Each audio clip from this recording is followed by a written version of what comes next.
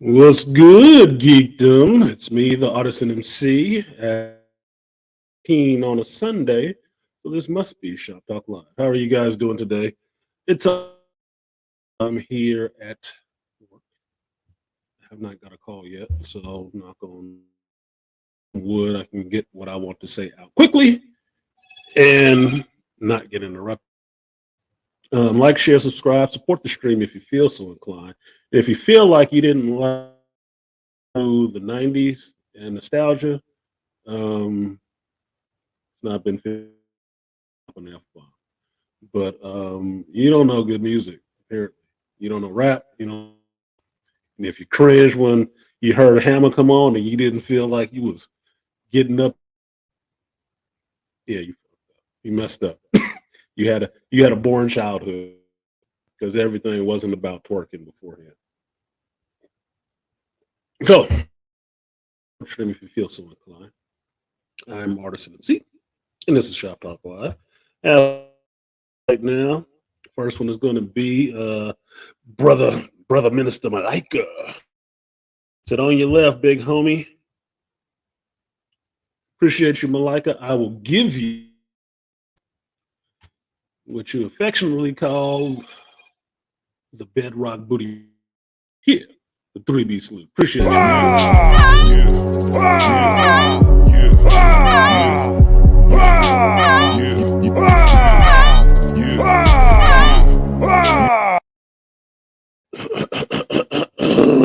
Excuse me. Next one goes out to the number one wrench second crew, Aqua Techie. Appreciate you, Aqua Techie. I will give you as well a 3B salute.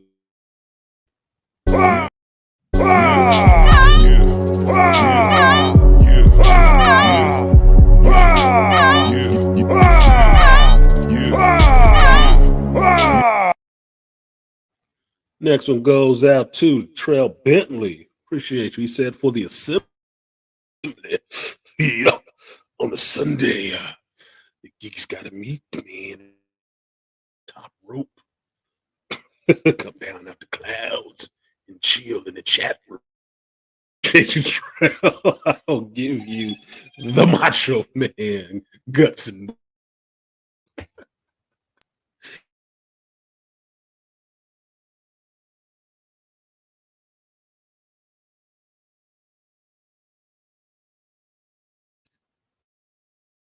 having an issue with my mouse right now. This mouse is killing me, dude. I just had to run and go get in to put in this thing, and it's still.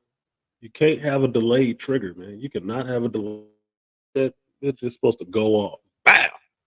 Gotta have a hair trigger. This thing is slow, like it's or something, or it doesn't like going through the little splitter I have for the USB. So I hate cords. I hate cords all over the place. Even this is bothering the hell out of me. Like, I don't like it at all. So next one goes out to Swift. A tribute. Appreciate you, Swifty. I will give you a 3B.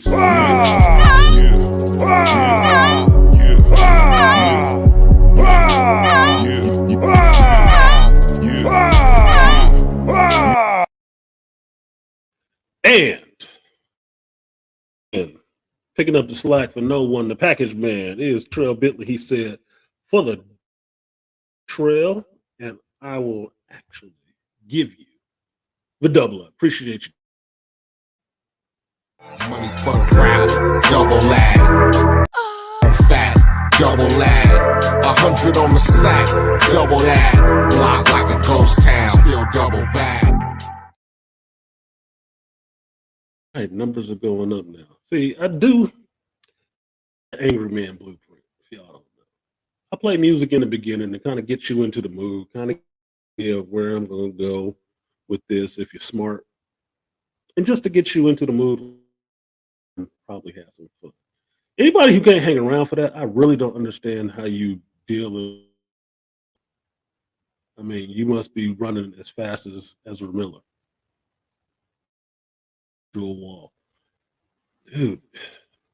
Some things gotta cook, gotta take its time to get to the good stuff.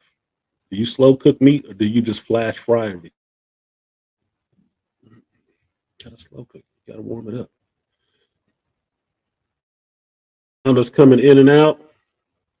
It's a fucking connection. I'm right in the office, right, and I still getting like the lowest fucking bar on here, and I can't plug into the router. Into the router here. This is so fucking dumb to me. I really, really issue with Wi-Fi and unwired connections. It makes absolutely no sense at all. Absolutely no sense at all. Things that should be working absolutely perfectly, the closer you are. As it stands right now, this is how in a sense. To have and use my computer here at work, I bought an extender that I only have for work. That's only for work. And both of these things, the Wi-Fi here and the extender is right behind this wall, about 10 feet behind me, in the door. It's giving me the same level of signal that it's telling me we have right, which obviously is bullshit. Because if I'm plugged into, there's no way the signal should be this low sitting right here near it.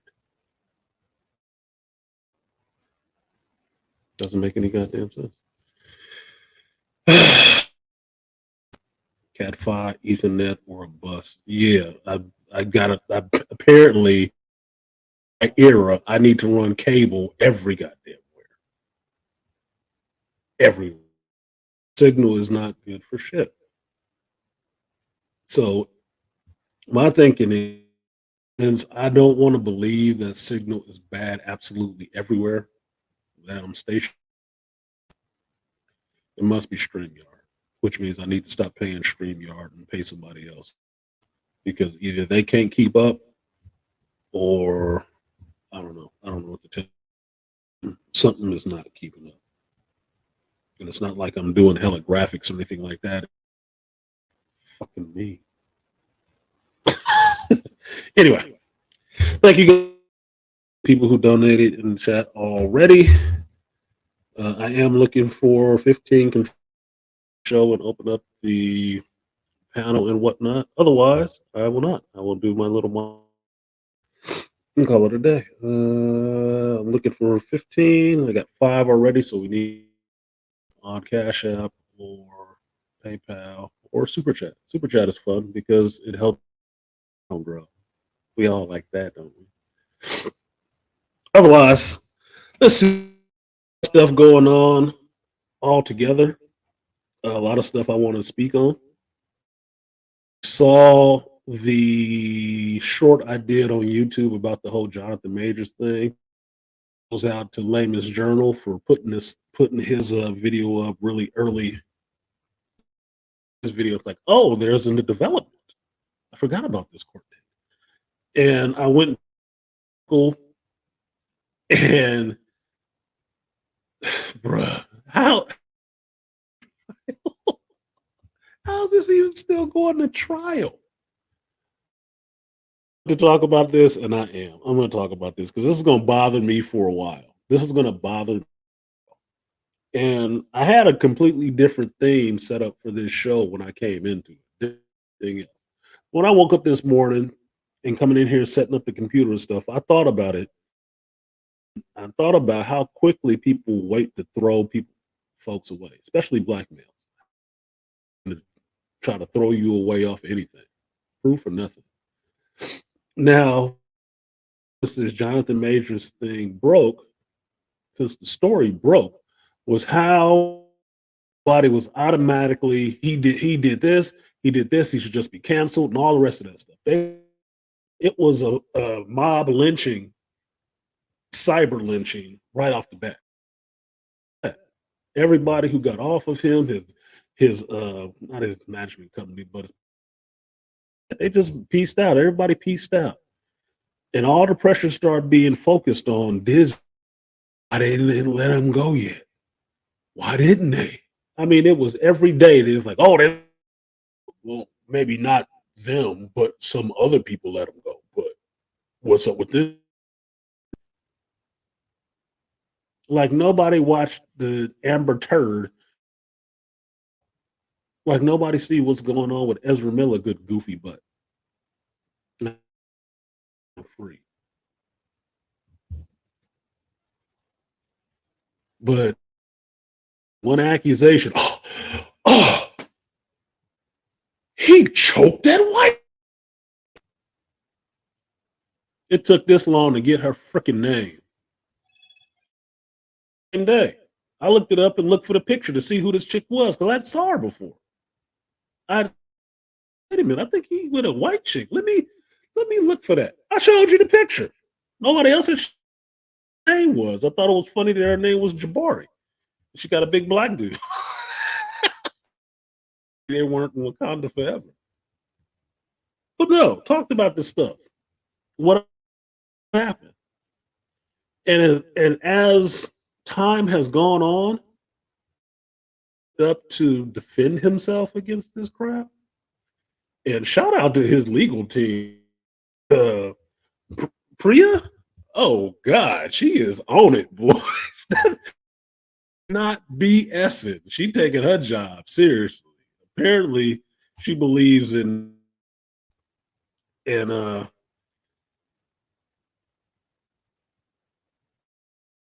getting a fair shake because she is on her shit. She is on her business. Not playing with them, dude. We got her coming out with strong defense and letting you know right off the bat. What's her name? I don't care about children's. I believe her name is Priya. I just want the name correct. Yeah, Priya. Priya Chaudhry. Like fully exonerated. She is not bullshitting. She is not bullshitting. She about business. She is about business. It don't matter. I don't think it matter who the it is. She doing her damnedest. There will not be no malpractice on her. Ever since then, all this extra information come out, and all the extra information comes out just made it was full of shit. Now the article that Layman posted up that was on what was it? It wasn't Inside. Let me finish the rest of my damn coffee so I can get my brain. I should have jumped up and started dancing with MC Hammer so my instead of running for a damn AA battery. The article that they put up was talking of the timeline and when things happen. Whole heap of bullshit. And the biggest claim, what up, Herb? The biggest claim was how the police say, they coached her, how they kind of try to lead her into saying so he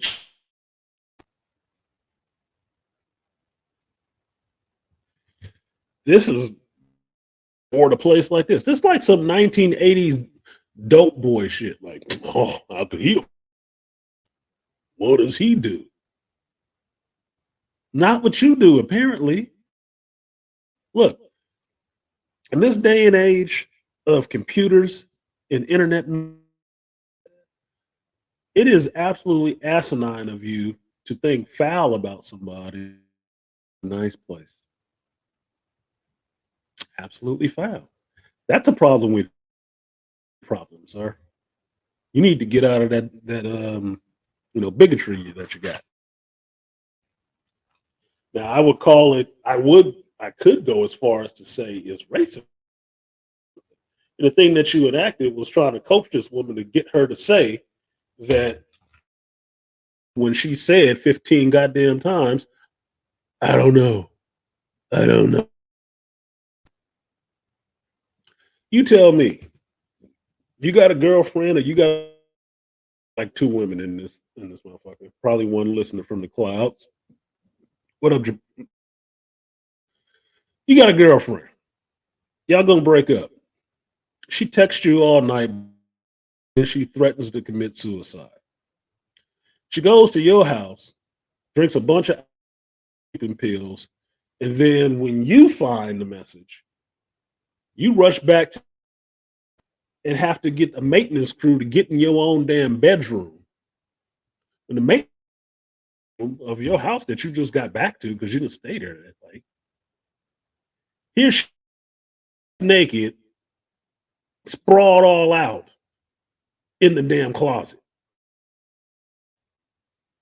with a cut on her ear and a broke finger. What is it? I mean, what does it sound like to you? Out and be that male or female, because trust and believe. I know overpass over some relationship stuff with a chick. They ain't got kids. He just she gonna leave me. So what? They all leave. Yeah, or by choice. The predominant method is by choice. So get why you on it. The estate, you're the one who finds her. You and the maintenance person that has to open up your door for you. Get into this room that she's locked herself in, drunk and goddamn pills. And you call the police. If you'd been choking the shit out of this chick, why the fuck would you call the police then? Have them show up and want to coach her into, so he kind of, nigga, this is some dumb. And that's why I asked the question, why is this still a thing? That we have of her out at the club and drinking right after the alleged event. Hand not damaged, nut cut on her ear, partying, having a good time drinking. The witnesses of this car incident, she went out and had drinks with her. Huh? You don't know these fucking people? What's wrong with you? And you woke up naked in somebody else's house the next day? Or did they get the kit done? Did they get the kit done? He wasn't there. Did they do the kit and find out like some chick in Colorado types of fluids in your panties?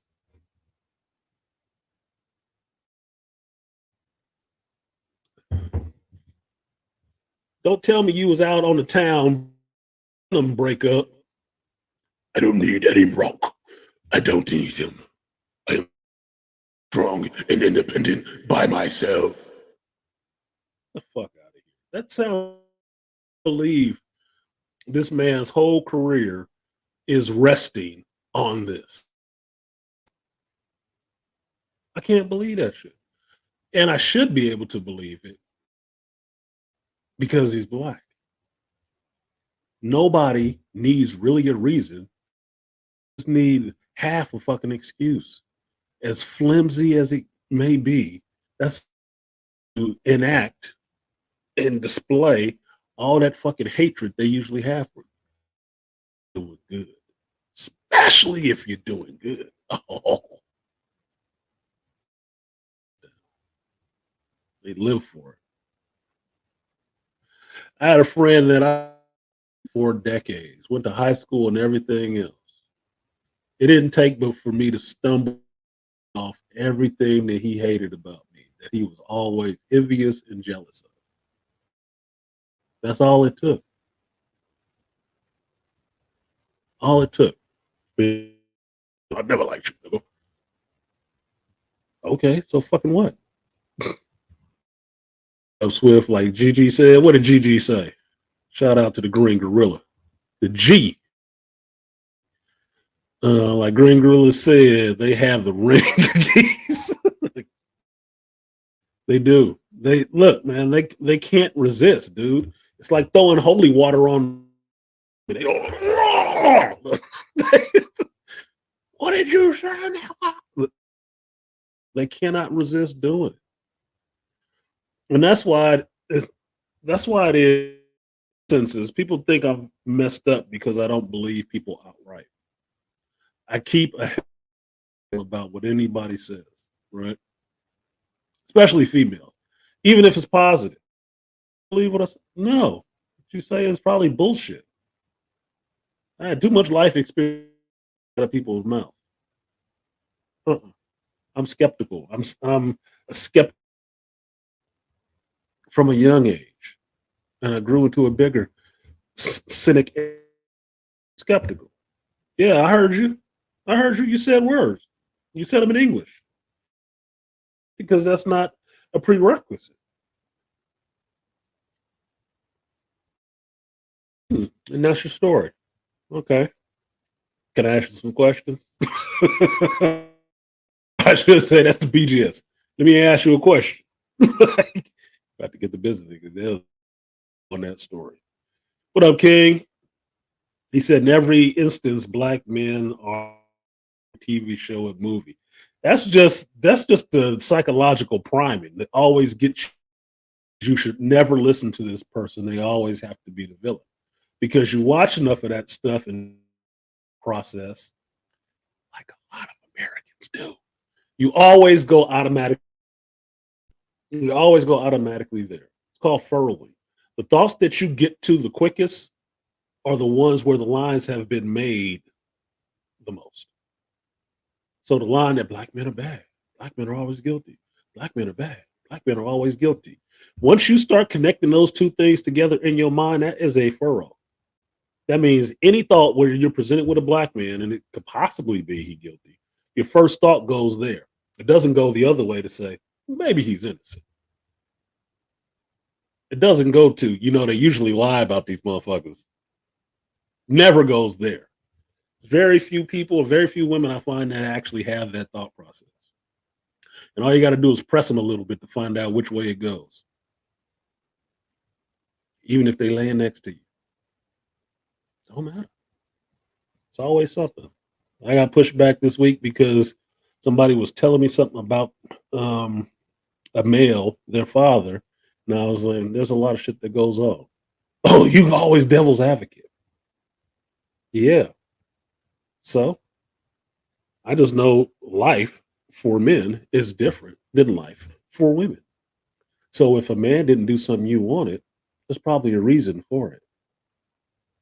Just saying. Because I'm living a male's life. I'm not living a woman's life where everything should just be done. Everything I wanted I should never not have to go without something. Get the fuck out of here. I go without a lot of things on a regular basis. One of which in life is the benefit of the doubt. The benefit of the doubt.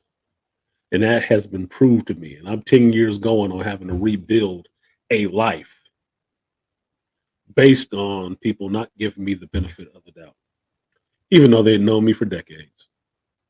All they needed was one woman to say one thing. They're like, oh, it must be true. I knew it. That nigga was too good to be true.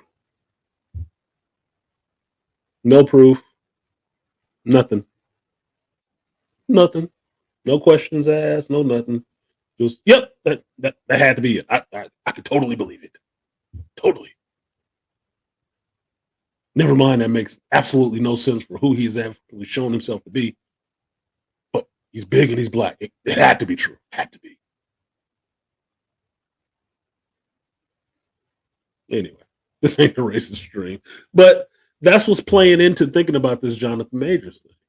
Is that how quickly people will want to throw you under the bus as a black man, simply off an accusation. That even with all this video, witnesses, all this shit about how this woman, Graceless, behaved, Everybody's still, well, we just have to wait to see what happens in court. Wait to see what? The video right after the event shows what happened. Nobody got choked. These are her accounts. The video backs up her accounts and his. What do you think? He crept in the middle of the night, smacked the ass up, and then left to come back in the morning to get somebody else to open the door for him? The fuck out of here. What's up, AB?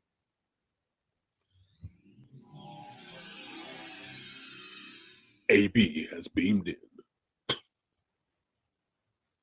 Innocent media has entered the field. So it's just silly. It's just really silly to me. And silly in the sense that we have so much time to worry about this dumb shit. So much time. Now, if you looked at my Instagram, was it Gerard? Gerard is in here. Gerard sent me a link from this brother on TikTok. And I just say brother because he's another male. He's an Asian dude. And he's talking about everybody's interest in this sub thing. It's like, I guess, the minnow, right? That a sub taking a 6-hour trip with 8 hours worth of oxygen culminated in 5 days worth of media coverage. When the maritime people could figure out, look, took 6 hours to get down there, they had 8 hours worth of air, couldn't find them, the motherfucker's dead. We didn't need to scour the ocean and spend all these resources focused on just this. They gone. Pretty sure they gone. A day, 24 hours, 48 hours, 72 hours later, they had been gone. Okay, there was not a chance in hell that they were still here. But it sucked up a lot of media time, right? But in the meantime, what was all this other stuff going on? California company approving the sale of synthetic meat to humans. Yeah, you people like you and me, yeah, they approved the sale to sell that shit to you. And the first thing I thought of was that Cat Williams comedy skit talking about clone meat and shit. I was like, what? What? Is this not Soylent Green? Are you kidding me? I guess I'm gonna have to become like a strict vegetarian. No wonder they outlaw growing your own vegetables and shit. They want you to have this stuff. They want you to have this in your system. You got to get this. Got to. They're gonna cut off every avenue, especially in California, where I am. They're gonna cut off every avenue to you being able not to eat this shit. The fuck out of here. Appreciate you, Gerard. That's how you put a comment in the chat. Man, the lie of one woman is stronger than the truth of 100 men. Woo! That is a fire comment. What I need my little yeah, I need that little klaxon horn right there for that one. That was a truth bomb in the building. Let me get that off of here. Holy shit, skis.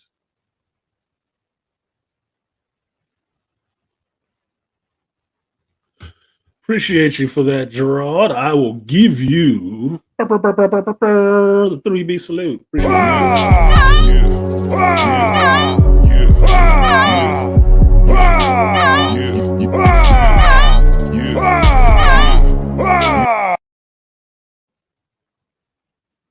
What?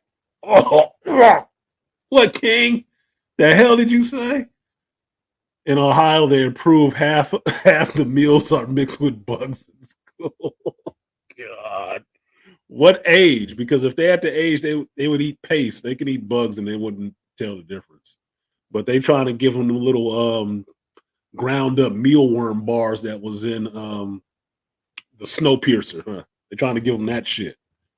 Just churn out a little block of protein goop to chew on. Like, bro. They approved that. There was a bunch of other stuff. What did this dude say? Let me read. Let me listen to this again real quick for y'all. because he pointed out a bunch of stuff that got approved and was not even put on the damn news because they were too busy showing you all this shit about the submarine, which I knew nothing about. I heard something about a submarine, but I wasn't watching the news. I try not to ingest that much bullshit at one time. I really don't. I hear sporadic things, but I'm not going to sit there and watch that shit every day. I know the news only pumps out two things, and it's fear and it's ignorance. That's all it pumps out. Rarely do you get information. Rarely. Let me look for this, but first, let me give a shout out to my homeboy, my Scorpio brother Herb. Appreciate your Herbert stay. Excuse me. I will give you just what you like. The guts and butts. Appreciate you. Double up. 3 or 4 times. I ain't taking no line. Run it up. Never let a hard time on the Money for the crowd, double lag. Fat, double lag. 100 on the sack, double that. Block like a ghost town, still double bag. Appreciate you, Herbert stay. All dizzy. Swift, yes, it is. It is. City I live in right now, there is one of the neighbors called on somebody else for growing vegetables in their backyard. And the city came down and was basically like, they need to pull it out. You can only have it to such a small area. I'm like, how the fuck? What difference does it make if I'm growing vegetables in my backyard? Mind your goddamn business. Holy dude, this is a crazy place. It's a crazy place. Cali is a crazy place. Now you know when people get shot out here a lot. Crazy place, dude. And it's expensive. So one or the other gonna get you. Craziness or the prices. One of them gonna kill you.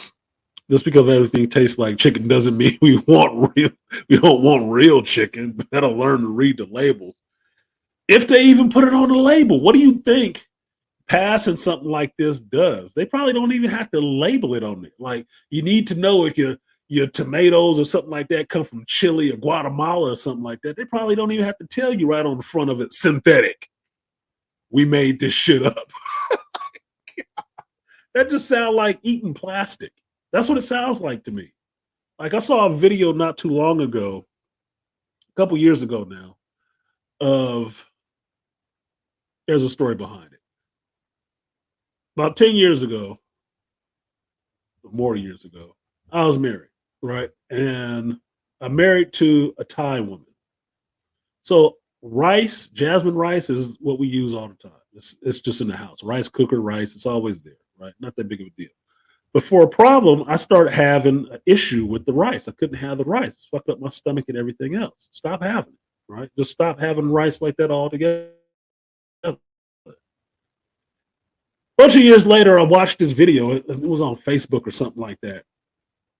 And they were talking about fake rice. I was like, what the fuck is fake rice? And I'm watching these people in this dirty ass backyard, in a sense, somewhere in Asia, and they have this smelter, and this dude is dropping all these little pieces of plastic film or something like that into this little thing, right? Into this little smelter.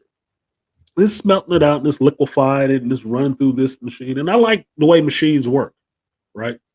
I have an analytical and technical mind. So I'm looking at how this thing is working and whatever, what it's doing. And it's liquefying all this stuff, and then it's going down into this other vat and it's extruding it out, right? And then it's cutting it up.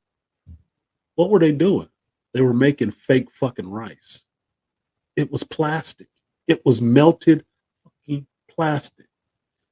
Extruded out into thin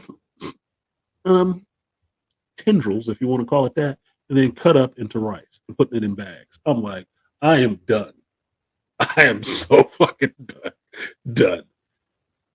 They don't tell you shit like that. It gotta be some, stolen secreted video to see something like that.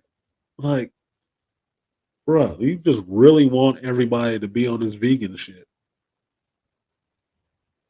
And if they don't, you're gonna give them this fake meat, right? Like, what was the main point at the end of Sorry to Bother You? Were they eating this stuff and it was turning them into these half horse people? That's what I think of when I hear about eating this fake synthetic meat crap. Like, oh my god, dude, no way. What a way to turn your stomach. Talk about getting off the grid. You will not, dude. Fake meat will have a tracking device in it. So you can never leave. All right, what was this damn thing? Where's Butler? What Asian dude say? Titan. All week I've been fascinated with this story. Billionaire trapped in the bottom of the sea in search of the Titanic. They'll take 6 hours to get there and only 8 hours of oxygen. Suspense. Will they live? Will they die? Duped by the fucking media. Again. Monday, the Titan is missing. Tuesday, there's a banging sound. Wednesday, they're running out of air. Thursday, oh no, we found the wreckage. But the entire time, they knew it was BS. U.S. Navy knew the sub already blew up on Sunday. But they distracted us, again, to hide the news cycle. What happened this week? Let's do a quick recap on what you missed. JP Morgan and Jeffrey Epstein emails were released. And now they have just mistakenly deleted 47 million emails. Mistakenly? Joe Biden is undergoing an impeachment vote in the House, or at least trying. The Pentagon fat-fingered $6 billion to Ukraine. Hunter Biden gets a slap on the wrist while FBI whistleblowers are going missing. And John Durham had his congressional hearing this week regarding the Russia hoax. But I was so busy wondering about the billionaire who decided to go boating in a submersible soda can, I missed it all. The Titan. All week I've been fascinated with this story. And was he wrong? No. Here's the other one. What was this? I think it was my boy Black Bane sent that shit to me about the brother with the synthetic meat. I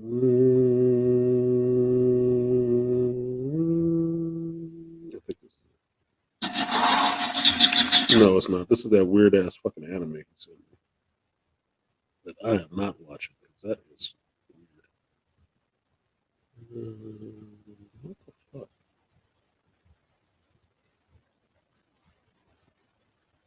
Did he pull it down? Oh boy, must have got hit. Man, what the fuck? I hate not being able to find stuff I can always find when I'm not looking for it.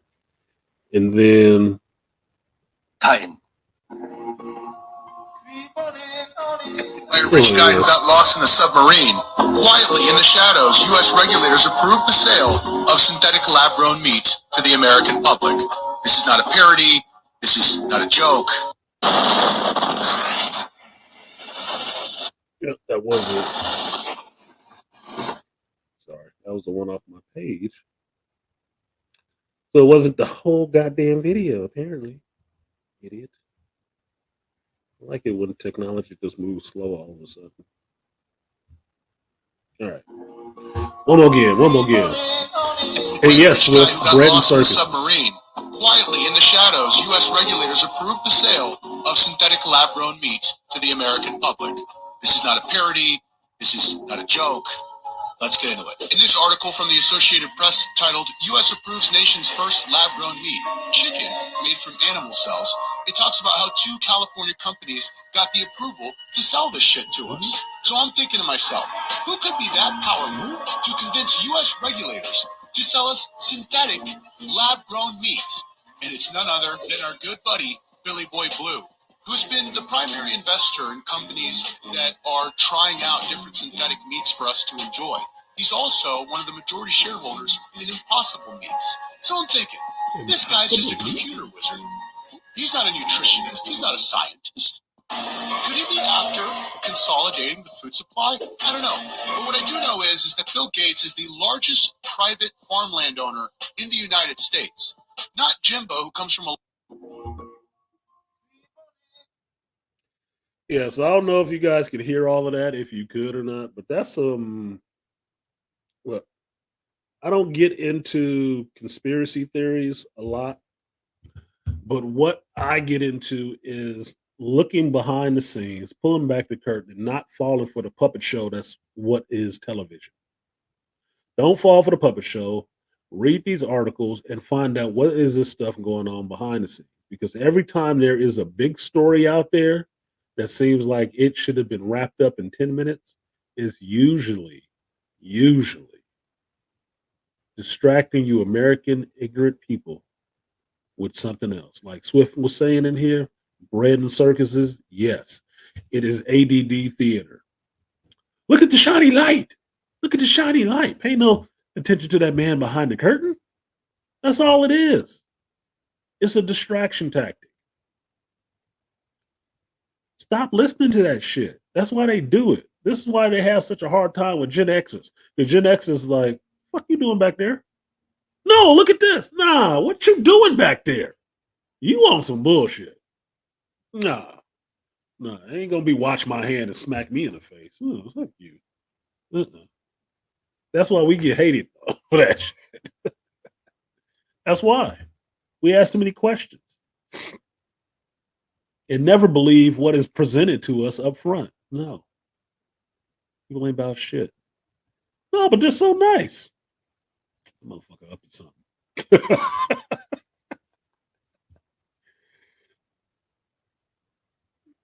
Yeah, cake pears and growing chickens with 6 legs, no head, no feathers. I could take it and quit that job. What up, Beast? Beast of the building. He said the stars and garters. Nobody remember Victoria Gardens in World War II. Nobody who gives a fuck about war is bad. We don't need to study war. War is a tool. War is a tool. And bad things happen during war. But war is useful. You don't believe that? Do you go to church? If you go to church, what is the higher power fighting? Is he fighting a peaceful conversation between good and evil? Or is he waging a war against good and evil? You tell me. You read the good book, right? Okay, then. What you think the angels are for? Walking people across the street? No. War is a normal part. Thinking you're going about to have any kind of society without eventually getting through some war to get to it, the peaceful part, is stupid. You're a child. You need to grow up. What up, Toya? Toya, God damn it. You know what the hell I'm talking about, too. You know what the hell I'm talking about. What the fuck, dude?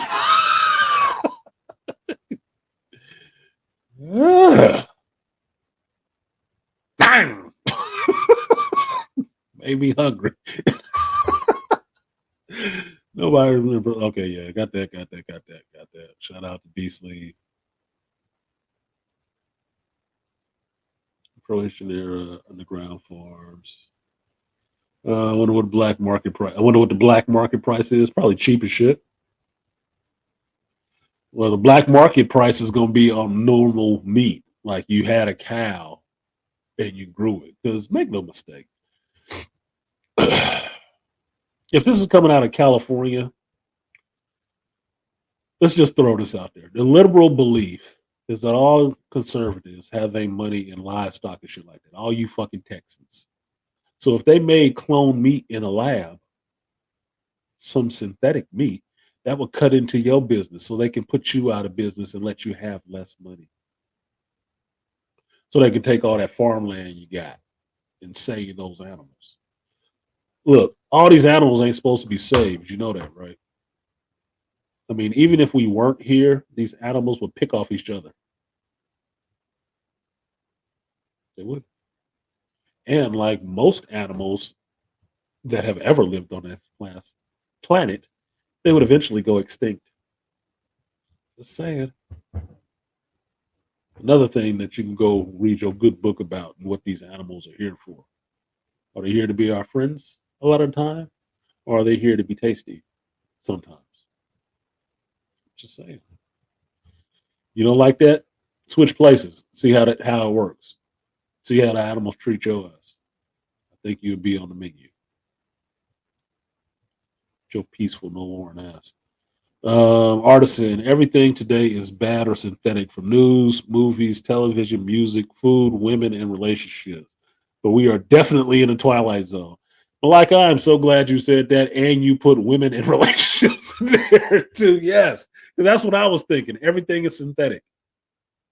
I can't look at a headshot of a chick and not see inflated lips, Botox face, cheeks, and all this fake shit and hair and stuff. I'm like, who even is that? What what is that? I don't like. This is just me. This is just this era that we live in. I don't like not knowing if this woman is actually a woman. I really don't. It's really fucking irritating for me because in this sense, it makes me look at a normal woman who might have more features from her father or stronger features from her father really fucked up. It really makes me look at her fucked up. Bitch got a pretty big chin. Oh no. Look at that nose. Where are her hands at? It makes it really rough. Really rough. It makes it really rough. And I don't like fake stuff. I really don't. I only like fake friendships. Like why do it? Whatever. Look, I have an affinity for realism. Our food is being impersonated by squirrels. Yeah, probably that broccoli thing that was in the Ant-Man movie in Quantum Mania. Probably that broccoli dude. You just ate an alien. You just ate an alien. I hope you enjoyed it. Hope it tasted good.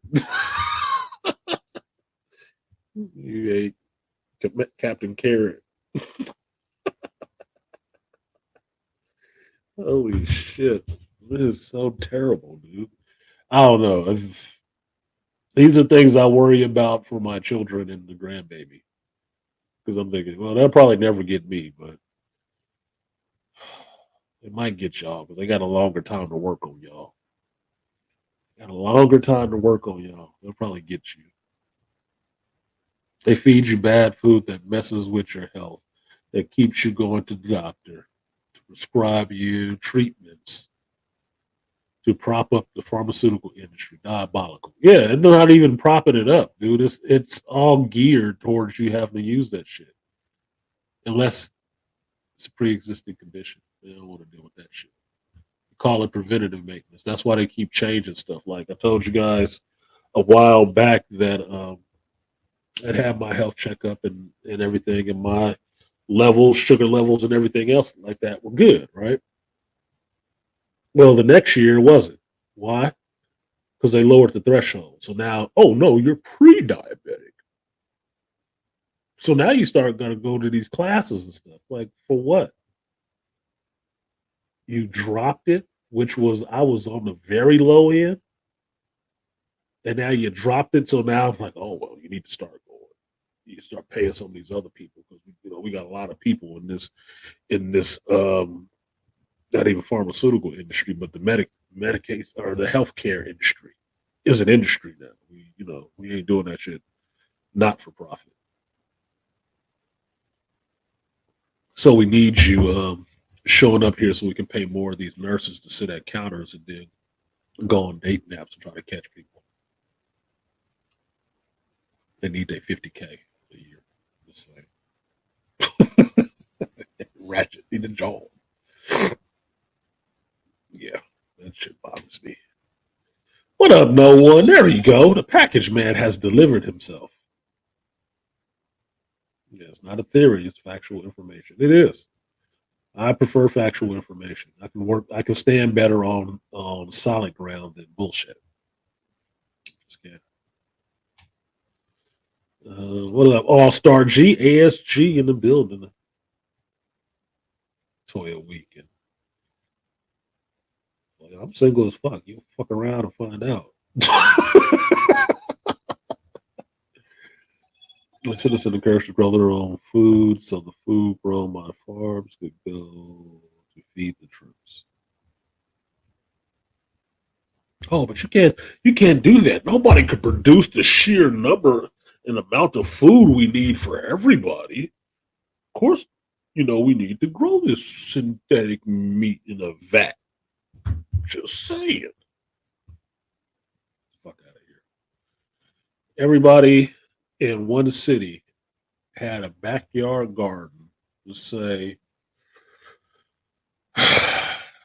a 12 by 12 backyard garden. How much food could that actually produce? How much could it produce? Just in that city.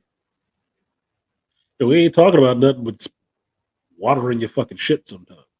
I mean, all these people can grow fucking marijuana. You can't grow vegetables? Get the fuck out of here. It's so stupid. It's just so stupid. It really is to me. Shout out to the No One for donating in the super chat or the Cash App. He said, I do like comedy, y'all. Take this synthetic digital currency.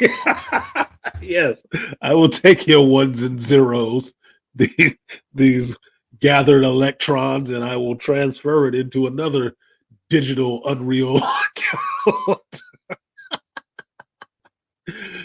Appreciate you, No One. I appreciate the laugh. I will give you some synthetic ass clapping.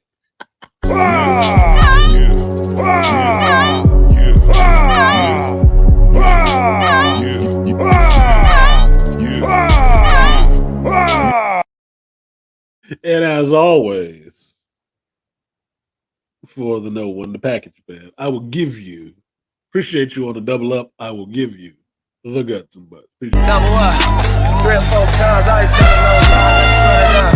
Never let a hard time on the Oh, shit. So while we talking about fake stuff, what up, Ray? Jerome Marshall, new to the chat. Appreciate you. Wanted to get your thoughts. What do you think on the upcoming Oppenheimer flick? Well, you just throwing in shit out of the question. You new here. You should probably pay for that privilege.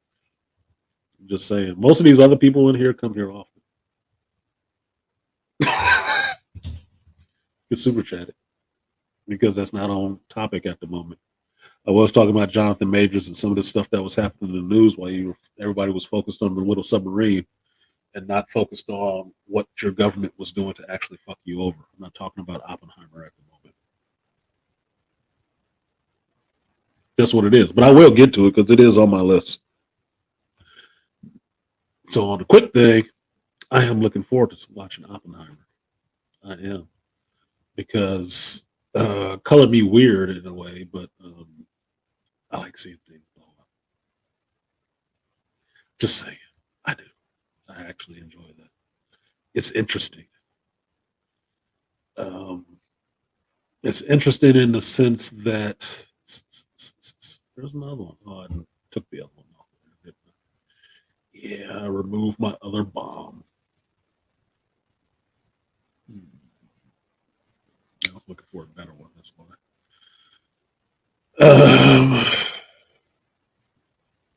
Compression waves. I like seeing compression waves. How things move in a circular pattern regardless. What up, Rainfire? No worries, Jerome. I just like giving new people shit. If it drives you out of here, you didn't really want to stay. But if you hang around, say, oh, this motherfucker, all right. I only give people shit I actually like. Or people I hate. I don't know you to hate you. Speaking of green, I'm at Comic-Con. Lou Ferrigno is doing a panel. Why a 7-year-old asked him if he did steroids? You know why? because somebody's father or mother put that little 7-year-old up to it. What the hell a 7-year-old know about steroids? Not a damn thing. Probably know more about butt sex than steroids at that age in this generation. What the fuck they care about steroids? Did you catch the Beastmaster 2023 trailer, Craven? Yeah, no one I did. I did a whole review on it. Beastmaster 2023. Yeah, I did. You know I did. That's where you got that from. I like my shit. Yeah, I'm gonna watch it too. Look, it's either Beastmaster, Marshall Bravestar, or Animal Man. Or Malika's in here, or Manimal. You remember Manimal? Malika? I know you remember that shit. It's probably you and Aquateki remember Manimal. I used to love that shit. I'm going to turn into several different animals this time. Y'all who don't know, look up Manimal. It was a TV show back in the 80s. This British cat. And he could turn into animals. Turn into animals. So I say Animal Man because I'm a comics guy. Animal Man could take on animals' powers. Now, excuse me. Didn't mean to do that. That's so gross. One of the things I'll say about the Craven trailer. Look at Malika. That's my brother right there. He said, I was just about to mention Manimal. Yeah. Yeah, great minds do think alike. You dirty motherfucker. That's why Toya up there blinking when I was winking when I'm like, you know what the hell I'm talking about, girl. She's like, yeah, motherfucker. But no. What I was gonna say is that for anybody watching that trailer and seeing the blood fall in his cut and him getting powers from an animal, let me just say this. There is a certain school of thought on that about being a hunter and your kills or your first kill, you drink some of their blood. When you do that, you take on their power. You gain that creature's power because your blood is mingled together. There is something to that. If you're Native American or some shit like that, look it up, figure it the fuck out. So that's why I accept that without tripping too hard on it. Like, oh, he doesn't have the serum that like the comic. Doesn't matter. Look, you watch Morbius, that motherfucker made a whole serum out of vampire bites or vampire bat bites. He got powers. Radioactive spider. Real world, the motherfucker should have died. The spider and him. So it's good. It's whatever. We talking about comic book characters right now. So we just need kind of a reason that it could happen. Kind of. Okay. Look at Toya.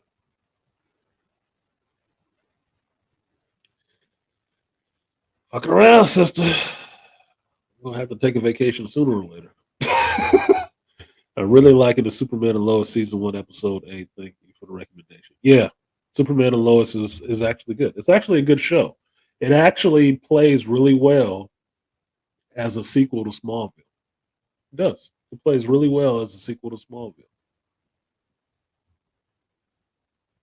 It is. I was enjoying what I was seeing. I just haven't gone back to it yet because they moved it around. I had it on HBO Max, and I guess they were given like a preview at the time I was watching it. And it was only like 6 or 7 episodes on it. Then it disappeared and didn't show up again. Like, what the fuck? Damn feelings. I just want to watch this shit. All right. And to Aquatechi's point about Lou Ferrigno and the steroids, I met Lou Ferrigno at a con. I got to stand next to him. It was like one of the biggest thrills as a geek in my life. Funny part was I thought I was tall. I ended up being taller than Lou Ferrigno. Which was like, oh, I'm standing next to the Incredible Hulk. And I'm just about as tall or taller than him. Interesting. Huh. television is so fake. But it was cool. It was cool to meet him and shake his hand and stuff like that. I get into shit like that. People that I actually admire. Because Incredible Hulk was big news for me back in my youth. I was looking to see if I had the picture on here. On this computer, but it does not look like I do.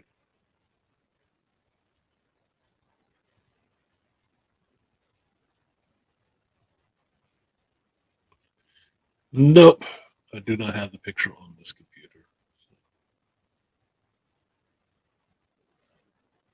I should though.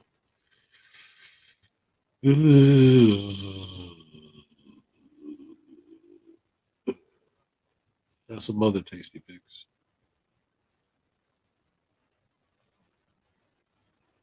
I have the only picture of my mother and father together ever. And a picture of my first time skydiving.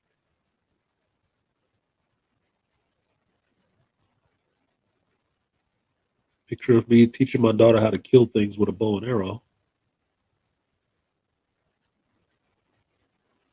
But no Lou Ferrigno and Artisan on this computer.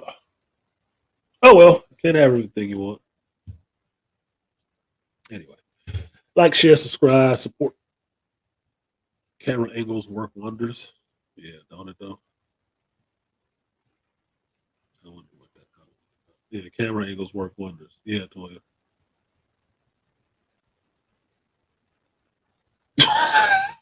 Anyway, moving on. All right. So where do you guys want to start first? You want to start with some of this secret invasion stuff, or you want to start with some of this Indiana Jones and some of this other stuff?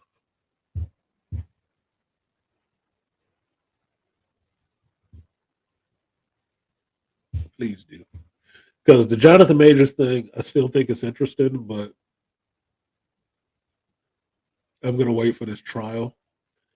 Although I had some smart ass in my comment section telling me, trying to explain to me how the legal system works, not knowing who I am and how old I am. I'm like, well, the fuck, I know how the legal system works. I was being ironic.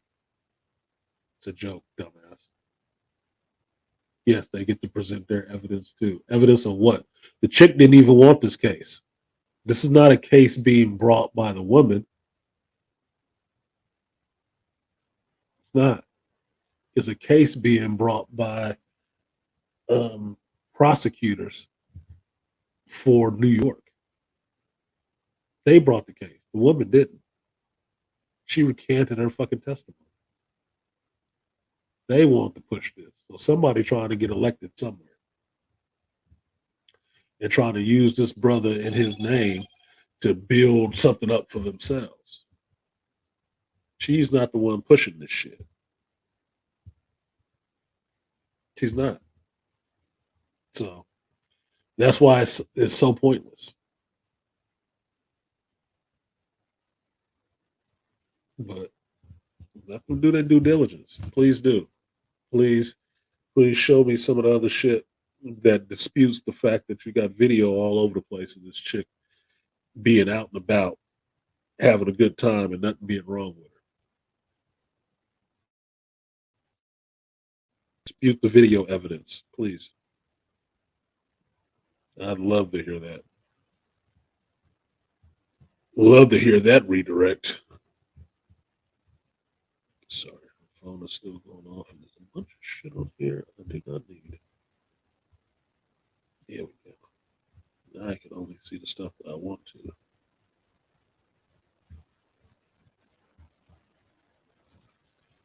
Fucking ads.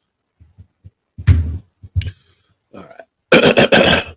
Him black, him bad. Good candidate for mass incarceration. Yeah. Good way for somebody to make a name for themselves. That's what it sounds like. Since they got some of these as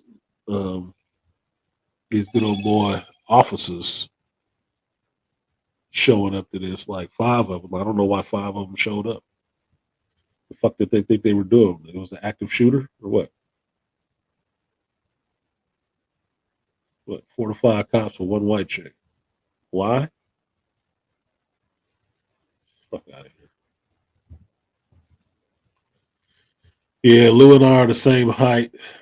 That was a shock. I made a shirt with him on it. He got a kick out of that. Yeah, I got a kick out of meeting him. He was nice. I brought the picture back, showed it to my daughter. It mean shit to her. Didn't mean shit to her. But it's one of those things where you meet one of your heroes in life and find out, damn, I'm big too. Like, holy shit, this dude was larger than life when I was a kid. Now he just lifelike. Just lifelike. Still wouldn't test his ass though. Give me that voice, I'll beat the shit out of you. Like, Lou, chill, man, chill. Don't Hulk out on me, Lou. Of course, they bought 5 officers. They just saw Creed. Yeah, they expecting Dame, Diamond Dame being that bitch, right? He just got out. That's Kang.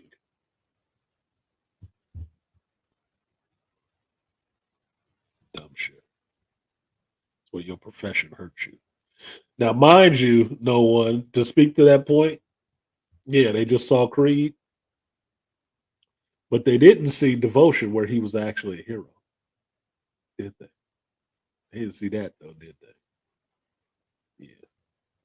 Because they only go towards stuff they more comfortable believing, which goes into the furrowing.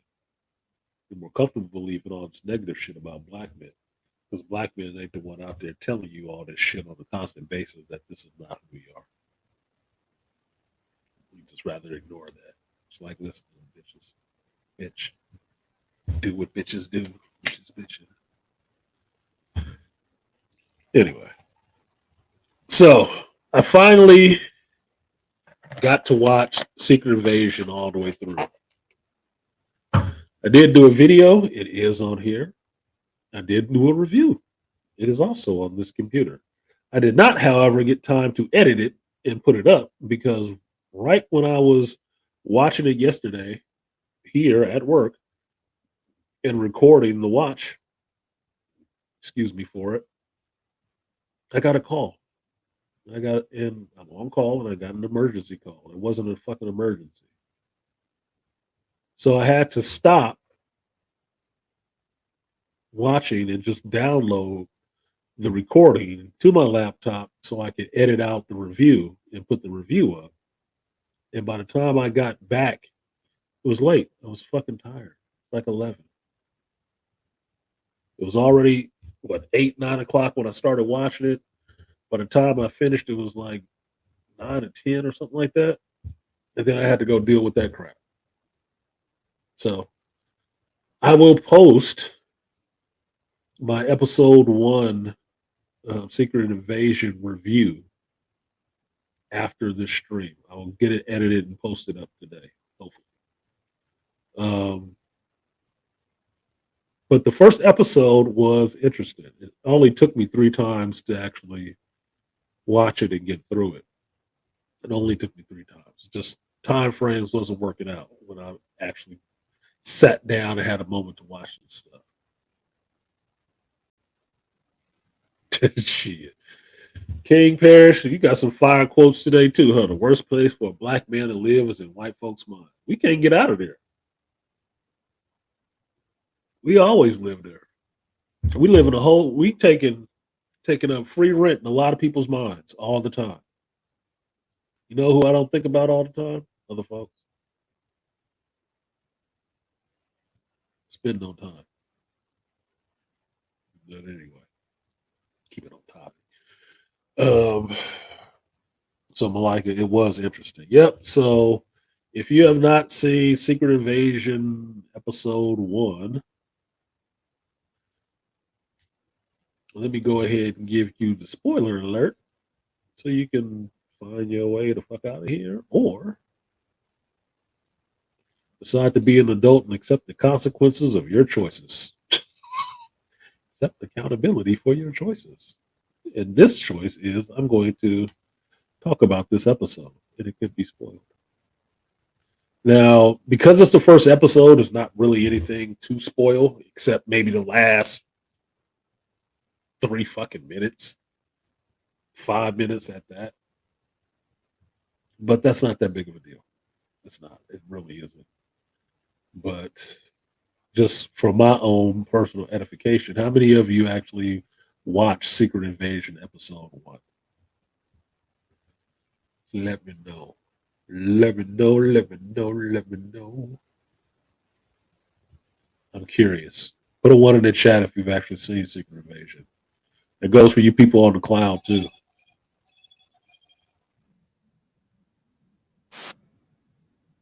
YouTube works on fan feedback.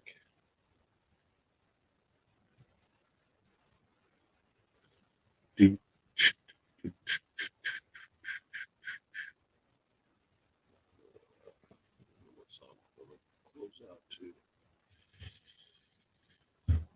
Ray hasn't seen it yet. Okay, enough of you guys have.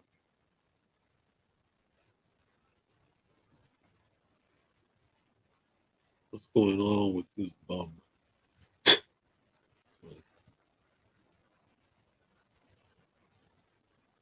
How many of the Avengers do I think the scrolls replace? Not enough. All right. So only Ray hasn't seen it yet. It's okay, Ray. I know you'll have something to say about it afterwards.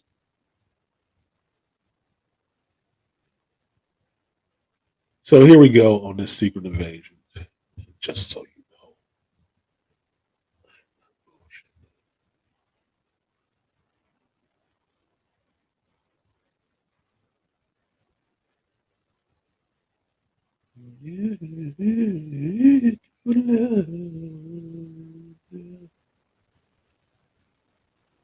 Computer love.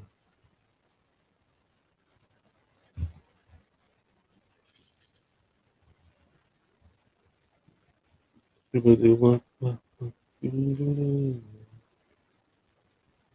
go. There you go. That's my thumbnail for Secret Invasion. So when you see that, you know what's up. It's called In Plain Sight. Now,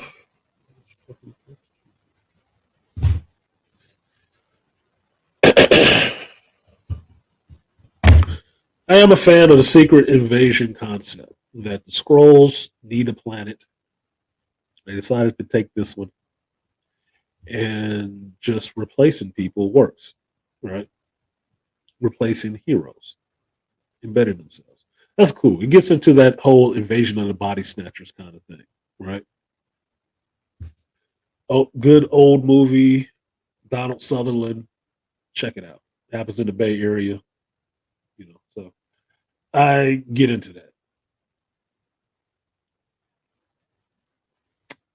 This show, just for one episode, is interesting to me with the Skrulls involved. Now, the Skrulls, as they are in the MCU, are kind and cuddly in a sense. The Skrulls in the comic books are not. Skrulls are kind of assholes. Kind of.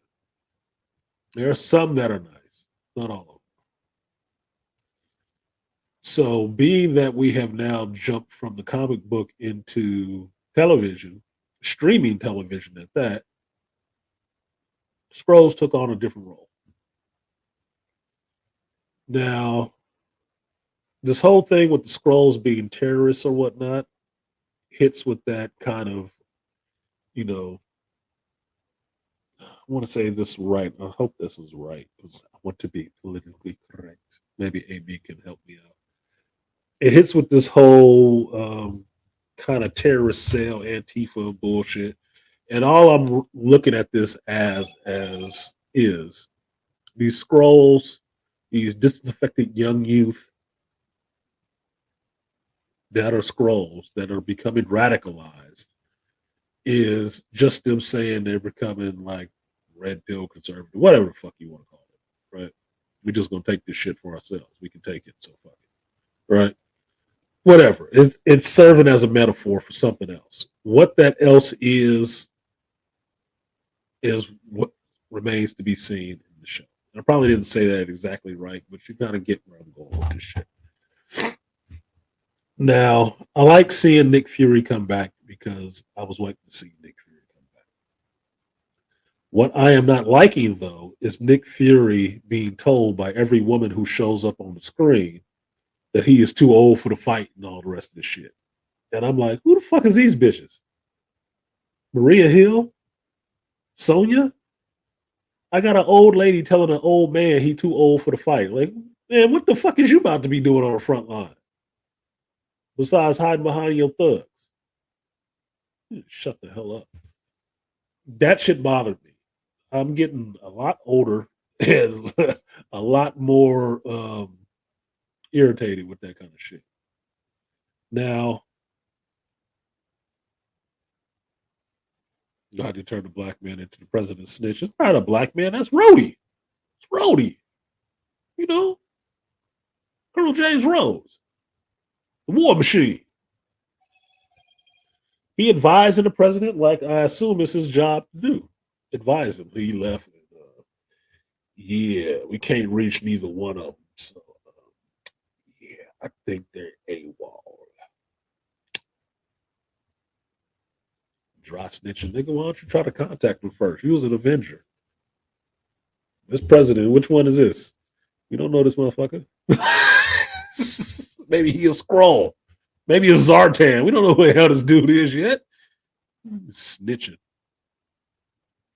Now, Secret Invasion is like V, the 2023. Yeah, it could be V. Look, there's a V in Invasion. And they are visitors. The Skrulls are visitors, okay? And they turn green too. They just don't eat rats and mice and shit, as far as we know. And thanks for a good memory, Malika. V was awesome. I need to watch that because that makes the link with our Beastmaster Mark Singer, because Mark Singer was in V. That shit was awesome from the 80s. That original series was awesome. Anyway, so I'm not liking Fury being just chastised about him being old. We know Samuel L. Jackson is older. And I said this last night on the review that I was doing. I would be up for Samuel L. Jackson moving into producing or directing. I think he's a producer on this show, which is fine because it shows that some of the dialogue that he's throwing out, it's more Samuel Jackisms, whatever you want to call them, right? It's more his kind of way of talking. But some of the things are not matching up. And because I'm coming into this show knowing that anybody you see could be a damn Skrull, I'm really skeptical on everybody's behavior. And the main thing I'm skeptical on is Fury showing up with a limp, this beard, and hugging and head pointing on these people and shit. I'm like, that is not Nick Fury. What the hell is going on? This is definitely a Skrull, right? Like, this can't be the real Nick Fury. That's a switch. Nick Fury is not that damn tactile and feely and touchy. I don't know what the hell is going on there. Because for a hot minute in the episode, him and Talos having a head-to-head like they old lovers coming back together. Like, what the hell is that about? That looks a bit beyond a bromance. Okay? What the fuck, dude? This dude had a whole Skrull wife. Like, what the hell is you doing?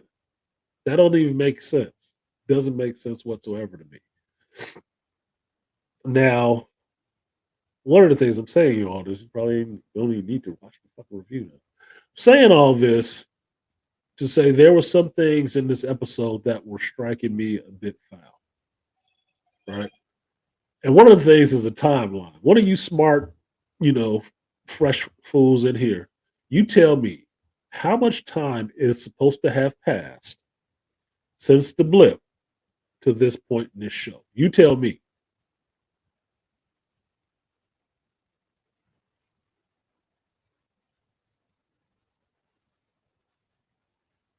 Yeah, Beastly.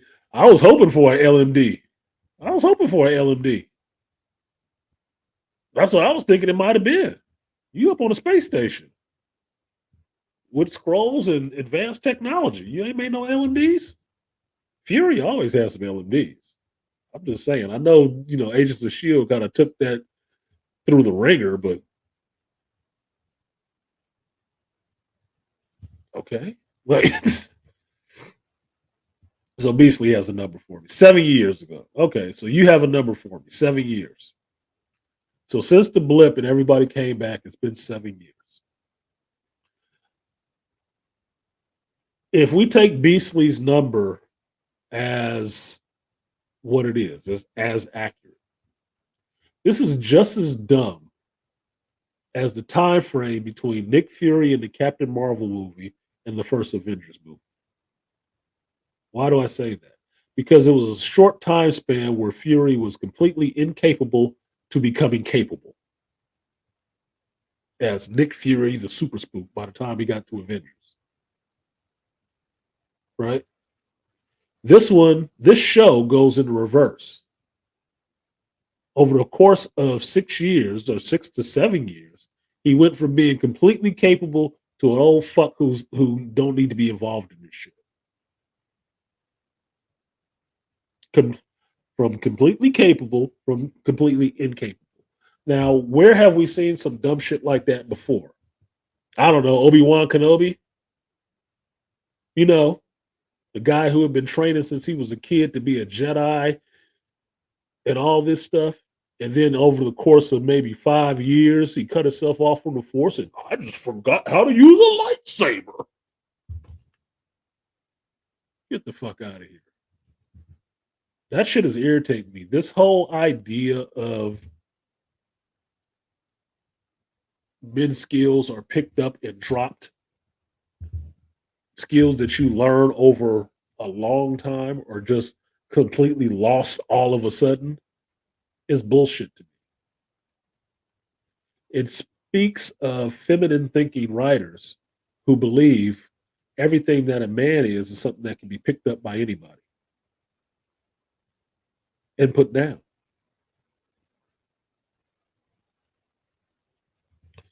My point.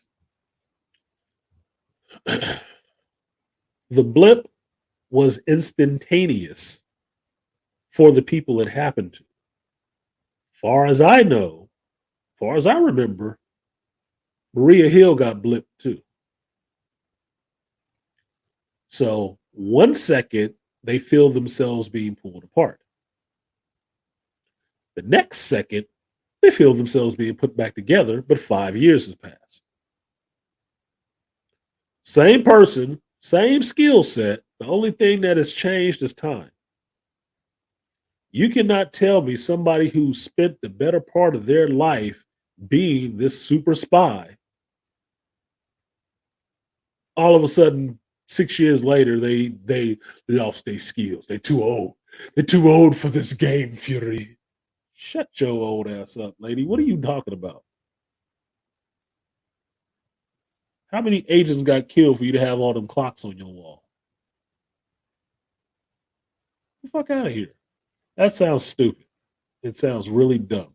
It also sounds really dumb that Maria Hill would be questioning Nick Fury like that if she got blipped and came back the same time his ass did. Fuck you been doing for 6, 7 years? Your skills ain't rusty, are they? Because the way you following somebody in this episode looked like you rusty as fuck. Even though you had been doing it for 20 years before that point. Now you're rusty. Oh, he out the game because he was up on a space station. You sounded like that was your monthly piece of penis and he wasn't coming through well enough. That's why I didn't give a shit about Maria getting killed. I didn't really think it mattered. I think it mattered in the sense that Nick Fury doesn't have a second. But what did you see in this? You saw the death of Ross and Maria Hill, which I didn't think, personally, I didn't think Maria Hill was actually Maria. I think she was a Skrull. Why? Why do I think she was a Skrull? From the first fucking scene. Agent Ross attacked Agent Prescott and shot his ass through the heart. ran off with the information that he had compiled on these groups. And what did Agent Ross do? He called for an extract. Who did he call? Wasn't Ghostbusters, it was Hill. Why the hell, when you finally catch up and he meets up with Maria Hill, you find out that he's a damn Skrull? Why did he have her connection? Why could he call her? Why was she coming to get him? Did she not know he was a Skrull? And if Agent Ross, the Skrull, is now dead, where the hell is the real Agent Ross? I mean, Maria should know. She knows about Skrulls. She didn't know that motherfucker was one. Couldn't figure it out. A little slow on the fucking uptake. I thought she was a Skrull. And for all I know, she could still be a Skrull because she only got shot in the stomach. What terrorist gets right up on you and decides to shoot you in the stomach and not the dome or the heart like Agent Ross did to Prescott?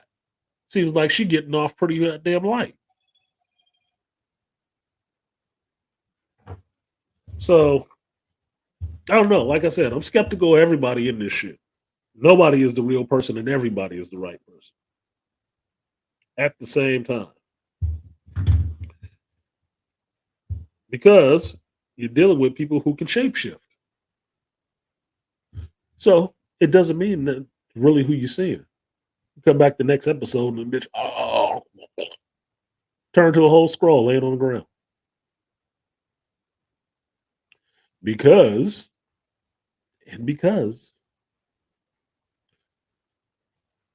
Gravik said their man close to Fury. They had somebody close to Fury reporting. Who was closer to Fury than Talos? Just say it. Just say it.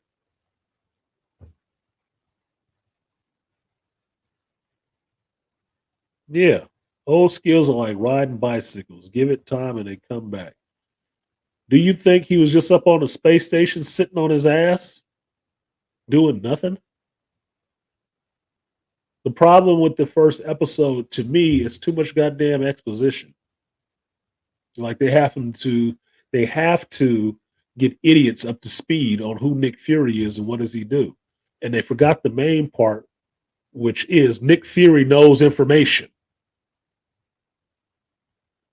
He's the secret keeper who knows what the secrets are. He knows that stuff. On a space station or not, you could know that stuff. You see, he dropped down to Earth for 10 minutes and then hooked up with somebody he had been doing some espionage work with from MI6. That didn't take no time, did it? So why do you think he's too old to do anything else? Oh, because he got to be in the field, running around, jumping from moving trains like James Bond or Ethan Hunt? No, that's not how the game works. That's what your field agents do. That's not what the commander does. That's not what the leader of the forces has to do. Because if it comes down to it that gritty, all you need is the working trigger finger. And them old skills will come back. Oh, man, this is supposed to be like spycraft. That's why I'm watching this show. So it's supposed to be about your intelligence and not your physical acumen.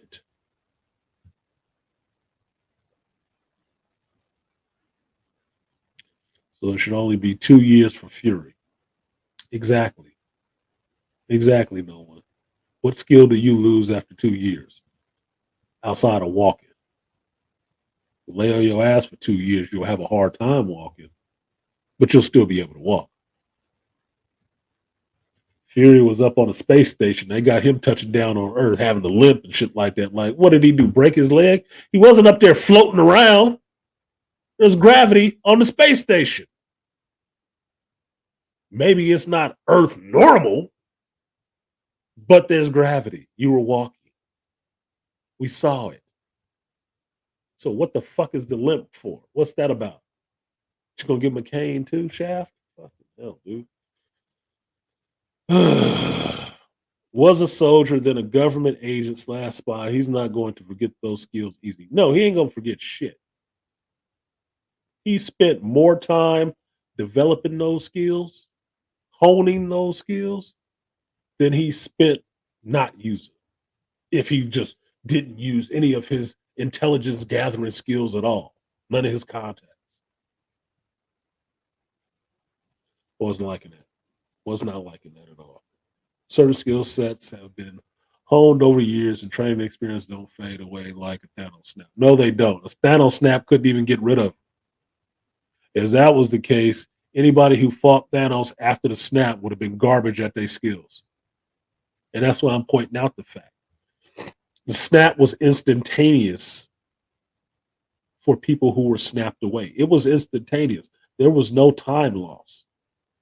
It didn't mean that you sat around somewhere for 5 years and forgot how to do everything you knew how to do. No. 1 second to the next second. Here and back again. And it was disorienting because everything around you had changed when you came back.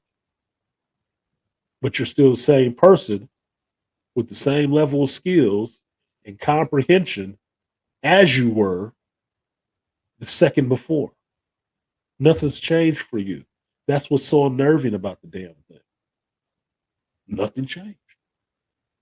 Except everything else around you. You were different when you came back after the snap. Motherfucker, when was the last time you had your atoms pulled apart and ceased to exist and exist in the next second? Yeah, I'm different. We should all hope. The scrolls move like Terminators. The original is dead. Well, here's the thing, Aquateki. That scene where they were showing what the scrolls were doing as taking the memories of these people, turning into them and taking the memories of those people.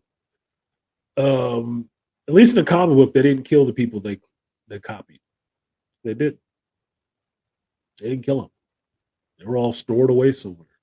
So that's where it becomes like Invasion of the Body Snatchers or that old school War of the Worlds TV show. They ain't killing those people. They're just taking their place. Taking their place. I mean, think of it this way. You got a bunch of scrolls that can take anybody's shape. Maybe one person copies one person and gets into the field. What if they get caught? Picked off. You're not going to use that person they copied again? Hell no, nigga. That's like a battery backup. You gotta go back there and get somebody else on that. We need another Ross.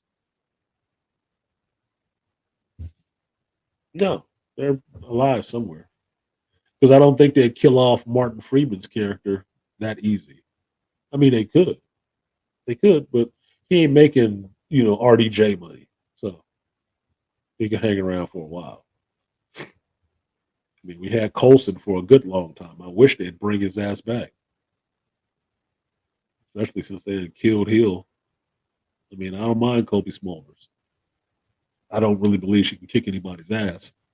But I like Maria Hill. I like Fury being able to have his confidants that actually trust him and rock with him, whatever he's doing. Yeah, how to get a bum knee? Floating around in space? Fuck no. Kang must be controlling everything. No, this ain't got shit to do with Kang. Thank you. Glad somebody does. So that's my thing on that. The other thing with the Skrulls operating as terrorist groups and into terrorist groups to foment some problems with the world at each other's throats. This strikes on a little bit of The Arrival, and not the Denis Villeneuve Arrival with Jeremy Renner. I'm talking about the Charlie Sheen version of The Arrival from the 90s, where these aliens had come to this planet and they got into different industries and whatnot. What they started doing is cranking out production of greenhouse gases to basically terraform the planet under our noses into being what they could survive in and we could. And that's what Charlie Sheen had kind of stumbled onto and figured out. That this is what they were doing. And he tried to stop them. In this, the Skrulls are doing that same thing because Skrulls can survive in that radiation. So the part that doesn't work for me is at the end of this first episode, they fucked up. They fucked up. They missed the handoff, missed the placement of the bombs, and Gravok detonated all three of these dirty bombs. Now, I'm having a problem with this at this point is that means if I understand how a dirty bomb works, probably shouldn't even be saying that shit on the internet. But if I understand how that shit works, everybody that was in that square is now irradiated. That area is now irradiated. And that cloud, carried by prevailing winds, is going to pass through that area of Russia and start killing folks off. That means Fury got it, Hill got it, Talos got it. Now, the thing with the Skrulls is that they can survive radiation. They're immune to certain levels of this radiation, which makes sense because they come from space. Okay. That means everybody else that's in that square is now on a timer, including Nick Fury. You're all about to die. Sooner, not later. So I'm not understanding how that is actually working to this whole show. Is that the timer that we're going to be dealing with? Not only are everybody telling him he fucking old and he ain't got it no more, like they fucked him or something. Now we need to have a time limit on you as opposed to an age limit. Is that what we're going to be up against, running against the clock? Because apparently, first mission out the gate, they failed. Skrulls won, humans 0. Nigga, they won. They accomplished their objective to ferment a war between superpowers or the U.S. and America. They just set off a fucking dirty bomb in a crowded square on Unity Day. They call some disunity. And that means all those people in that square are going to die in the next episode, right? I'm just saying, explain it to me. Because from my understanding, that's what the dirty bomb does. It gets everywhere. Everywhere. So I don't think whoever wrote it thought the rest of this part out. Charlie Sheen Arrival was a classic flick filled with drama, intrigue, and a good story and character development. Yes, it was. Yes, it was. That's why I made the distinction, because I know there was more than one Arrival. It was. And Charlie Sheen's movie at least had a sequel. That's why you talk to old people, kids. And no shit you don't. So, wasn't feeling that. Talos losing his wife. Hopefully they'll go into that in the show about how he lost his wife and actually show it, as well as I want to see them show Nick Fury come back after the blip. That's one of the most interesting things I've seen in the MCU on the Disney Plus shows when they show that. Like Monica Rambeau. She was at her mother's side. She got blipped away. She came right back, and her mother is gone, and the hospital was going crazy because all these other people came back too. That's interesting to see it from that point of view. Same thing with Elena Belova, right? She went into the bathroom, feeling weird. The paint changed. She came back, and she's back in the house like nothing happened. Like, what the fuck was that? Oh, yeah. Hey, it's so-and-so. You've been gone for like 5 years. You know, I want to see that for Nick Fury, what that was. Because you remember, he was standing out in the street, you know, giving a page to Captain Marvel. He should wake up in the fucking street. Like, what the hell? He should. And where was he during the final fight with Thanos? I'm curious. So I got questions that I want answers to. Aside from that, I'm not really critical of the show. I'm just curious about certain things.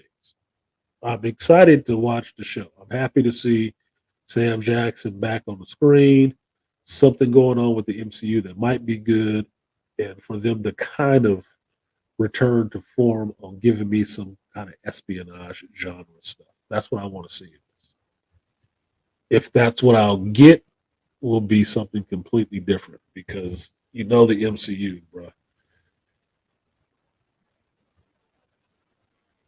Look, I didn't see Victoria Alonso's name on this. I don't know if this is one of the shows she had any truck on. Excuse me. But I am looking to see what this show can do with Sam being in a producing role. So I will watch it. I will watch it weekly, and I will give you episodic reviews of it. Victoria is on this one. Well, there you go. That explains some shit right off the bat, don't it? Isn't it funny how nowadays, after you've been dealing with, all these studios and the bullshit they put out, that you realize that every one of these that keeps giving you some questionable ass shit got some clipped haired, chick in charge of it? Wasn't that interesting? Kind of funny, right?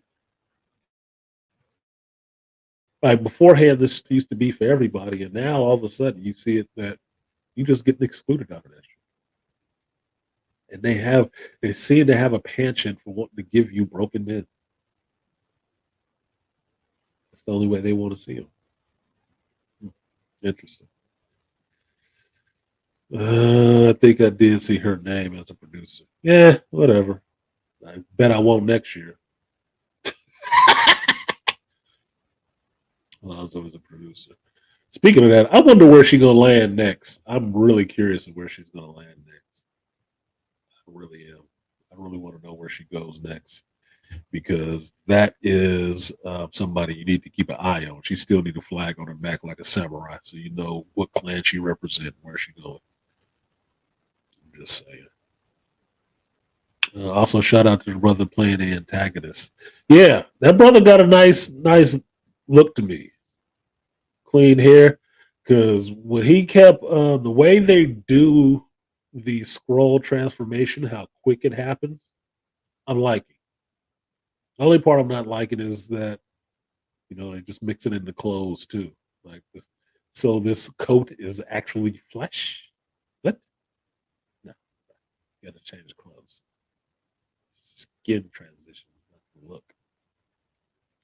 But I'm liking that. He did look kind of terrifying, kind of coldly terrifying. But it seems like from the story, he's going to be some kid scroll that used to look up to him or some shit. Like, I'm mad at you. You didn't give me a planet like you said you would, Dad. Like, grow up. You fucking child. What are you, 50, 60 years old?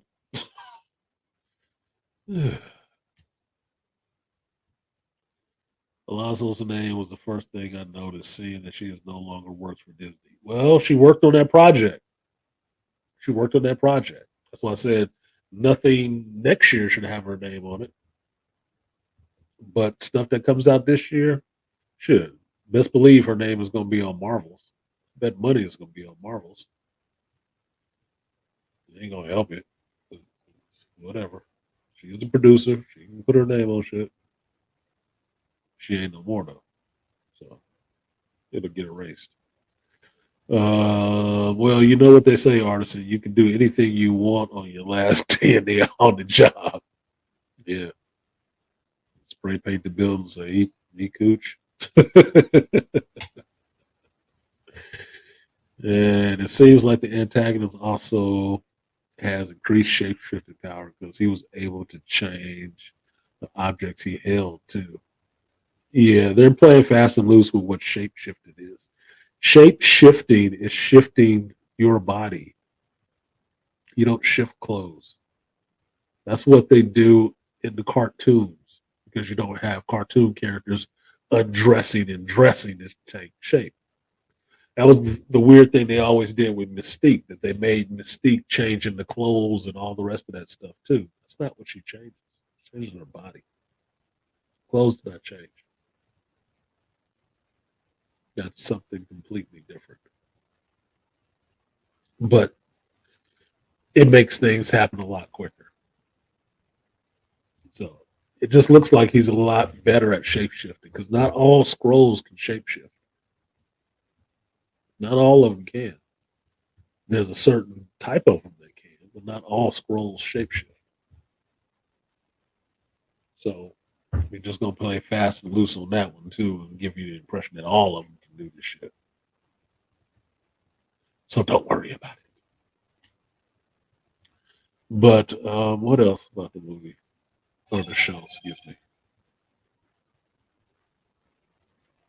I think that's it.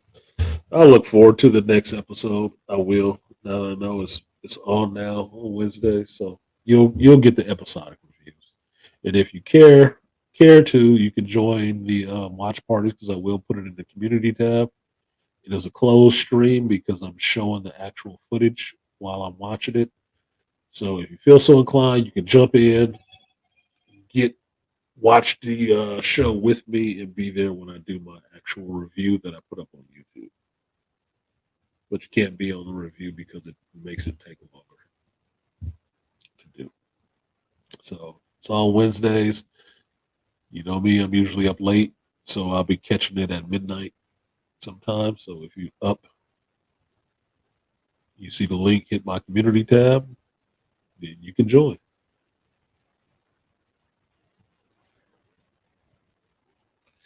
Yeah, I'm kind of surprised they didn't do a 2-episode premiere either, Pragmatic, but they're probably trying to ride the shit out because with the writer's strike and everything else, they ain't got no content coming. Not that it should matter because most of these writers was shit anyway.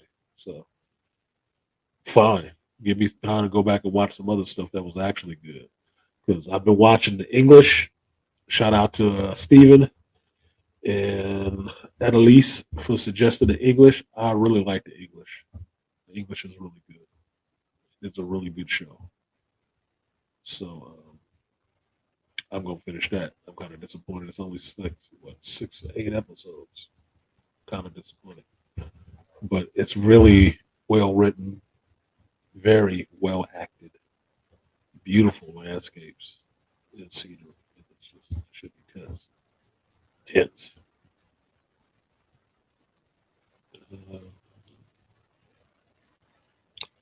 And Aquateki, yes. Let's not get into the mass displacement discussion. Exactly. Exactly.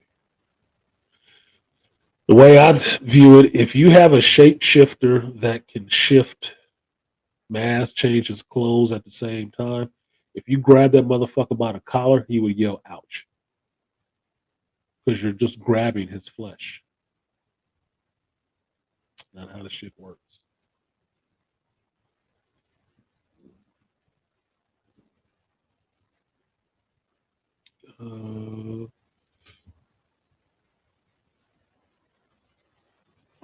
Couldn't do 2-episode premiere because they only had 6 or 7 episodes. That could be true. Still could have got out the gate good with that, but they left you on a cliffhanger for the first one. But you all stressed about Maria Hill. Woman died. He killed a man in the beginning. Was you worried about his ass? Shit. He had a good narration voice. He had that good deep voice. Everything you know is wrong. I'm like, God damn, you got a good voice. Wish I had that voice. I'm too nasal, man. I got sinus issues. Strike should be over soon. They came to a tentative agreement. I don't care. I really don't care, Pragmatic Prime, and I'll tell you why. Like I've told you before, most of these shows were sucking. If these are the writers that's out on strike, if these are the writers that are out on strike, let them stay out there. Let them stay out there. Hire somebody new. Get some scabs in here who actually want to write some good material and actually give a damn about the IPs they're working on. Get some scabs. And I'm a union guy telling you to get some scabs. No, I don't want people working on this shit that don't care. If they don't care about it, they don't like it, they don't like the fan base, get the fuck out of here. Go do something else. Make up your own shit and write that. Stop getting into the stuff that people actually like to fuck it up, assholes. Let they ass stay out there in the cold. I don't care. They want to walk out on strike, good. Yeah, shit for the writers that are good, but you watching about as much media as I am. Do you think there's more good writers out there or more shitty writers out there right now? What do you think? Cream will always rise to the top. Those people that have work, they'll have work. In the guild or outside the guild. And that tentative agreement shit is bullshit. It's a ploy until the actors go out on strike so they can all go out together. Workers of the world unite. Shut the fuck up. You got a good leg to stand on with the crap y'all been producing lately. Bad based on writing. Not a leg to stand on. I haven't watched The Silo yet, Pragmatic. I have a lot of shows that I'm supposed to watch that people have asked me to watch. And I can't watch every long show and every long video all at the same time. I actually work during the day. I don't do YouTube 24/7. So, no, I have not watched it yet.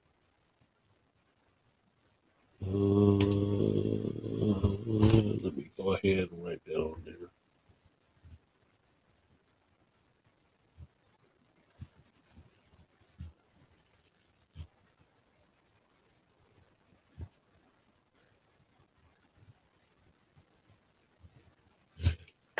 So I wrote down Silo.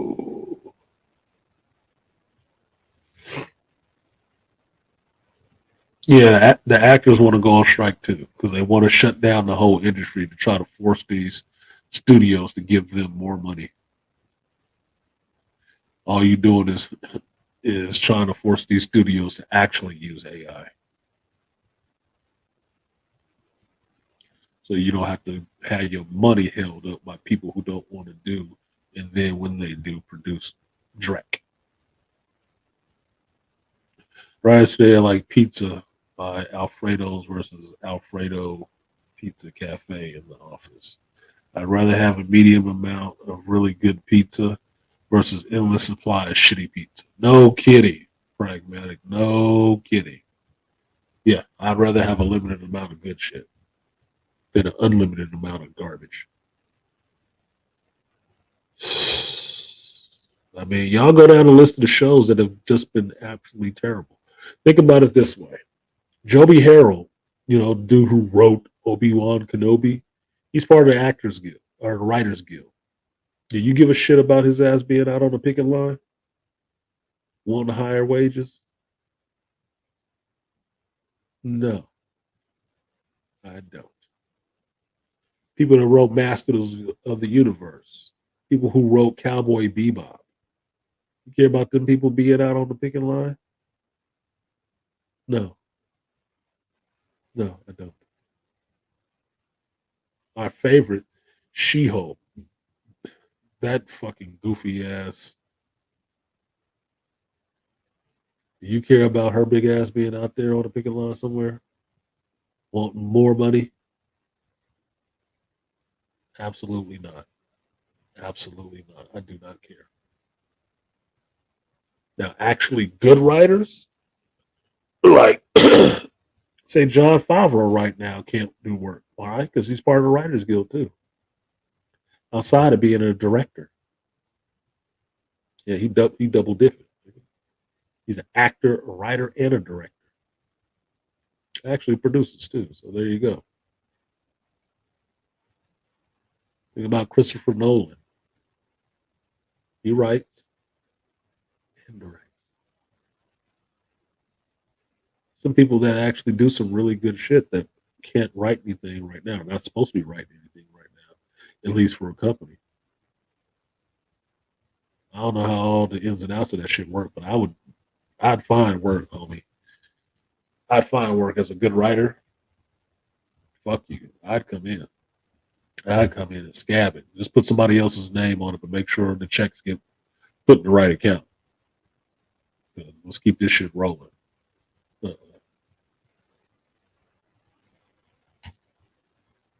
Right, Madison. Bad enough they're bringing Foundation back in a couple of weeks. Oh, all those writers can stay in picket line for all I care. Oh my god.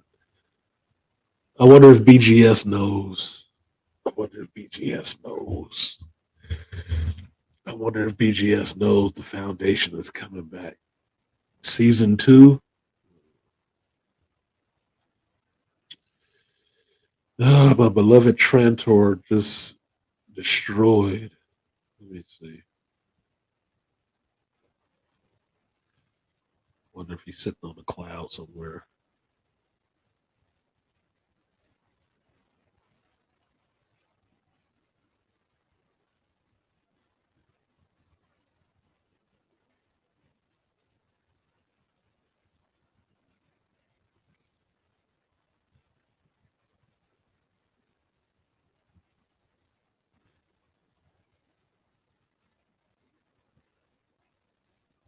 Repeat of sight.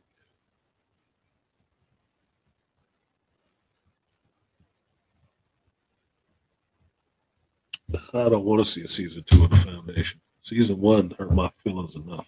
It was a good enough show by itself if it was not called the Foundation. That's an insult to that man's work. That was not the Foundation. It's a foundation of something, just not the foundation of that book series. I mean, how can you mess up the foundation when the books were a perfect master plan to follow? How can you fuck up Star Wars? Star Wars started in the 70s. It's all done for you. It was a golden goose that all you had to do was put Lucasfilms or Star Wars on it, and the shit sold a fucking juggernaut of merchandise. How do you fuck that up? Very easily, apparently. You make a bunch of shit movies, you crap on the fan base, and you kill every male hero and replace them with females who have done none of the work as those male heroes to get to the position that they're in. Apparently, pretty easy. And you do that on a consistent basis over 10 years.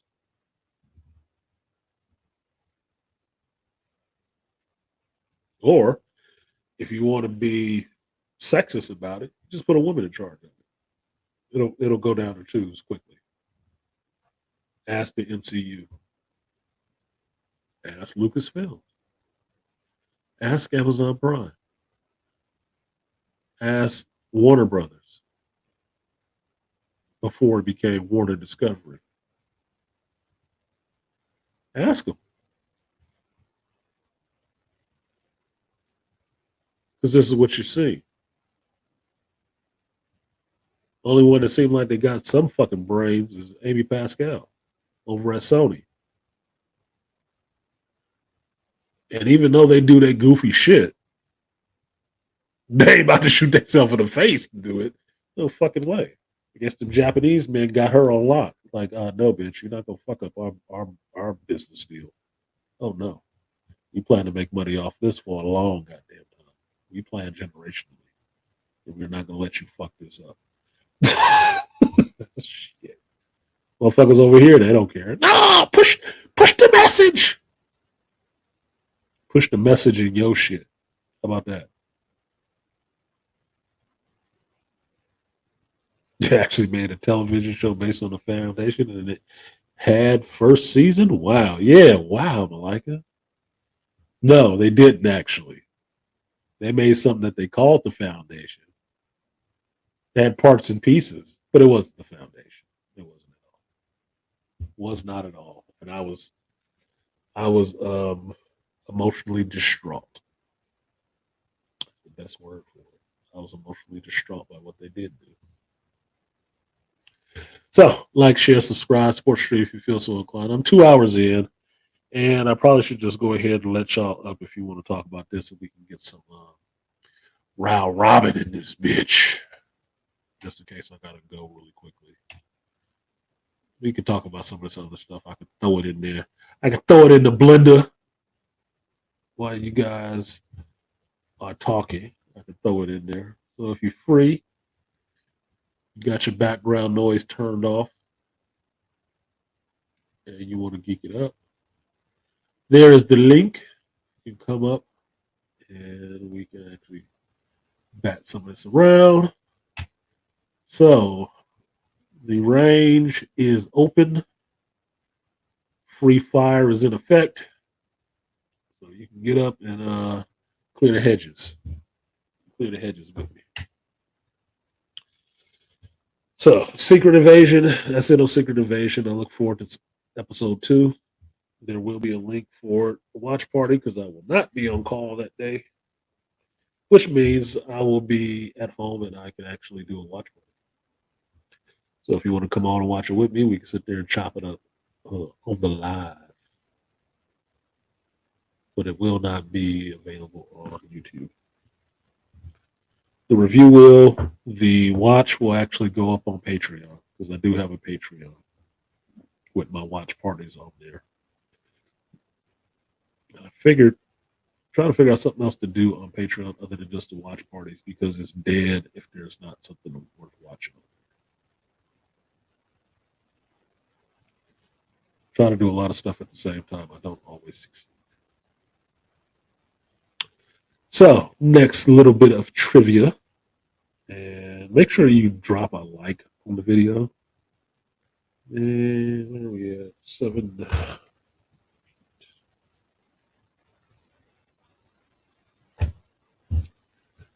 Nine. Still need 6 more people to do it. I gotta do a better job. All right. Here's a question that I saw in the space, in the geek spaces, and I just want to answer it really quick. The question was, why did the Flash bomb? Why did the Flash bomb? Flash bombed because it was an old movie. It was an old idea. It took,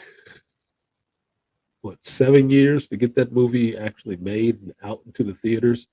And I think with Zaslav coming in and taking over Warner Brothers and turning it into Warner Discovery, that he knew it was going to tank. But they had already poured so much money into it, it just had to come out. Just get it off the books. It's out there. It's done. It's over. Now, did anybody think that that movie was going to be a smash bang success? I don't think so. If so, point them the fuck out. Because nobody did. But they were curious to see what it was, to see how DC would do their version of the multiverse in a cinematic sense. Because the CW already did their Crisis on Infinite Earths, and it was actually pretty good. It was. It had some stakes. People were, died and shit like that. It was actually interesting. How the DCU was going to handle that, completely different. Completely different. So, why the Flash bomb was for multiple reasons. There is no interest in a movie that goes nowhere. Plain and simple. He was running on a track in a circle. It was going nowhere. In this age of watching superhero movies with interconnectivity, why the fuck would anybody really be interested to $1 billion status on a movie that you know from the gate is going nowhere? It's going nowhere. Character's not coming back. This actor is not coming back. Anybody in a cameo you see is not coming back. What interest is it then to see the movie? Hey, you're going to go in this room and you're going to have sex with the person of your dreams. But afterwards, you ain't going to remember it. Then why bother? Why? Why bother? They'll let you swim in all this money, but you can't have any of it. Huh? Fuck out of here. What's the point? Just so you can say you did it. You know, you swam in all this money, but you can't have any of it. Fuck you. Appreciate you, Pragmatic, for putting it out there. Yes, support your Black Geek Elite. Support your OGs, your old geeks. Support your local OG. That would be me. Appreciate you, Pragmatic, affectionately known as P Dubs. I will give you the guts and butts. Appreciate you. Double up. 3 or 4 times, I ain't telling no lies. Run it up. Never let a hard time on the ones. Startled me that time. I was expecting it to say guts and butts for some reason. Right? Like, what's the point? Yeah, what's the fucking point? What am I watching it for? Pure curiousness. That's it. And you see how curious people were. $55 million worth of curious. Like, yeah, fuck it. I'll watch it on something else. Anyway, something else. That was it. You wasn't a super fan if you went to see the shit. You wasn't a super hater if you didn't. It was just like, what's the point? I'm going to have a really good meal and it's going to be unsatisfying. I'll still be hungry afterwards. So why the fuck am I eating it? No. Yeah, look pretty, but I'm not on the spectrum. I need some other things in place other than pretty graphics or shitty graphics. Which I kept hitting on from the time I saw the movie, The Baby in the fucking Microwave. Now everybody talking about The Baby in the Microwave. Yeah, because that was foul. Whose idea was that? I mean, really, I said that shit. Whose idea was that? That is problematic. Was that baby a little dark? Was that a black baby? Did they put a black baby in the microwave in that movie? Might make 2 people go and see it just because I said that shit. Oh my God, that was problematic. I see you back there, Beast. What's that? That was the Flash movie that the Batman and the multiverse of boringness. I'm totally multiverse and time traveled out. Please stop using this trope. It's been used way too much. They're overusing it because they keep trying to run behind the other one. And I heard, what was it? I think it was Double Toasted was talking about that they are multiverse and time traveled out. Yeah, because you're just being fucking lazy. Look, I say this and I bring these guys up. The idea of a multiverse worked in Marvel for one reason and one reason only. Because you wanted Marvel to bring all those characters they got from Fox into the MCU. You wanted them to have Spider-Man back. You wanted them to have the X-Men back. That's where it worked the best. Their execution on that shit has been apparently the writers that they have, the ones that are out on strike want more money, don't know how to write fucking multiverse stories. They have no concept scientifically of how that shit actually works.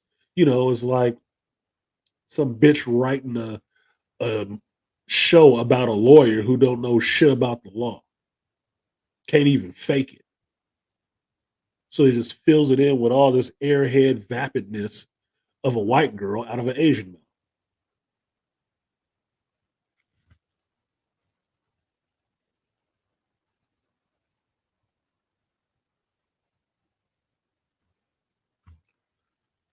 Execution has been poor. Now, who's doing it the best right now is the animated Spider-Verse stuff. That's actually good. People are actually into it. And they're not really, in a sense, jumping through a bunch of multiverses. They're jumping in a couple.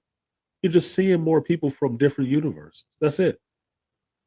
You're just seeing more people from different universes and understanding that they're from different universes, other than having to go to every one of those goddamn universes.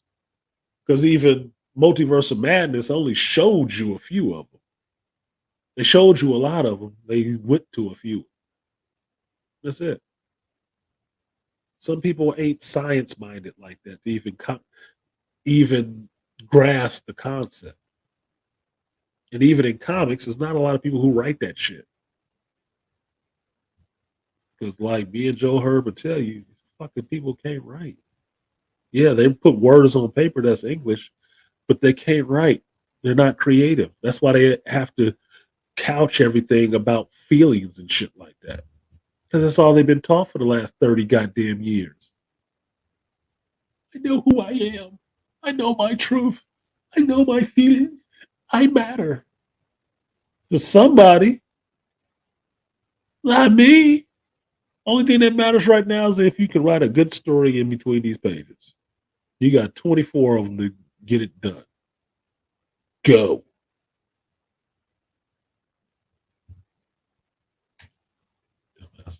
Ezra Miller reminds me a bit like Kit Harington. They always look like they're about to cry. It was cold. Call Jon Snow, man. Wait for somebody to call him a bastard. Suck it up again. I love Ned Stark. I love my father. That's listening to WOP, hotter than a baby in a microwave. A lot of people listen to a lot of shit. Anyway, coming to the stage. First guest, Royal Rumble rules. I'll bring you the Beastly Nerd.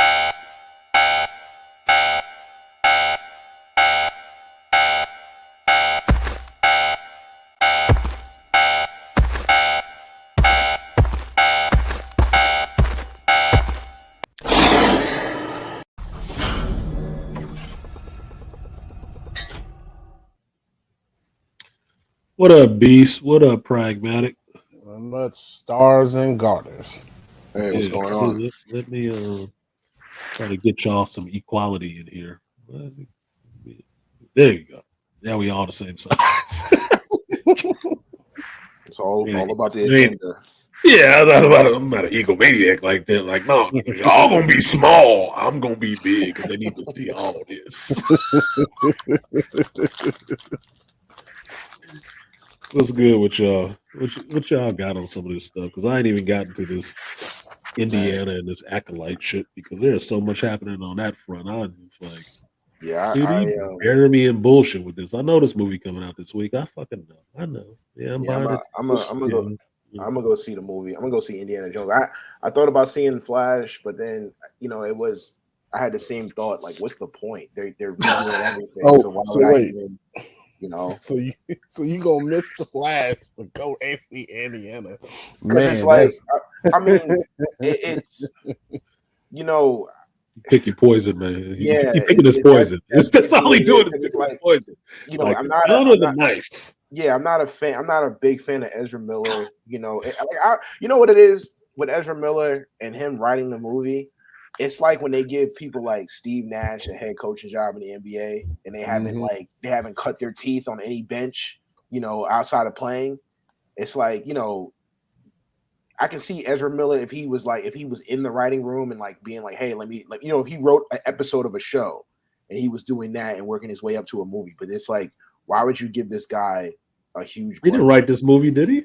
I thought he did, right? Hell no. Oh, he didn't write this one. Okay, my mistake. I know he wrote a Flash movie. I thought they chose his script for the Flash film.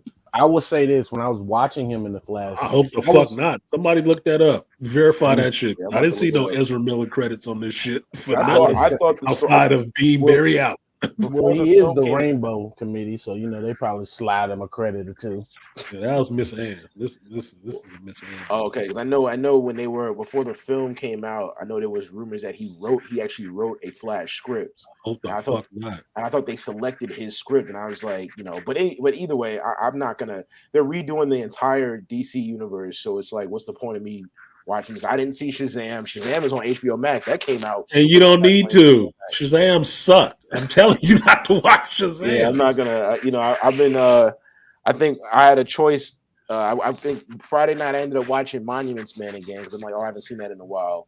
So then last night I'm like, well, I can either watch Moneyball or I can watch Extraction 2. And I'm like, well, if I watch Moneyball, I'm gonna go to sleep. Because I've seen it before. It's a great film, but I'm like, so I'm like, I ended up watching Extraction 2, and to be honest, what they're doing with that, it was a pretty. Don't good tell film. me. I ain't watched it yet. I'm looking forward to Extraction 2. I still ain't watched it yet. I had to do Secret Invasion last night to get it off my plate, but I wanted to watch Extraction 2. I want to see somebody get it.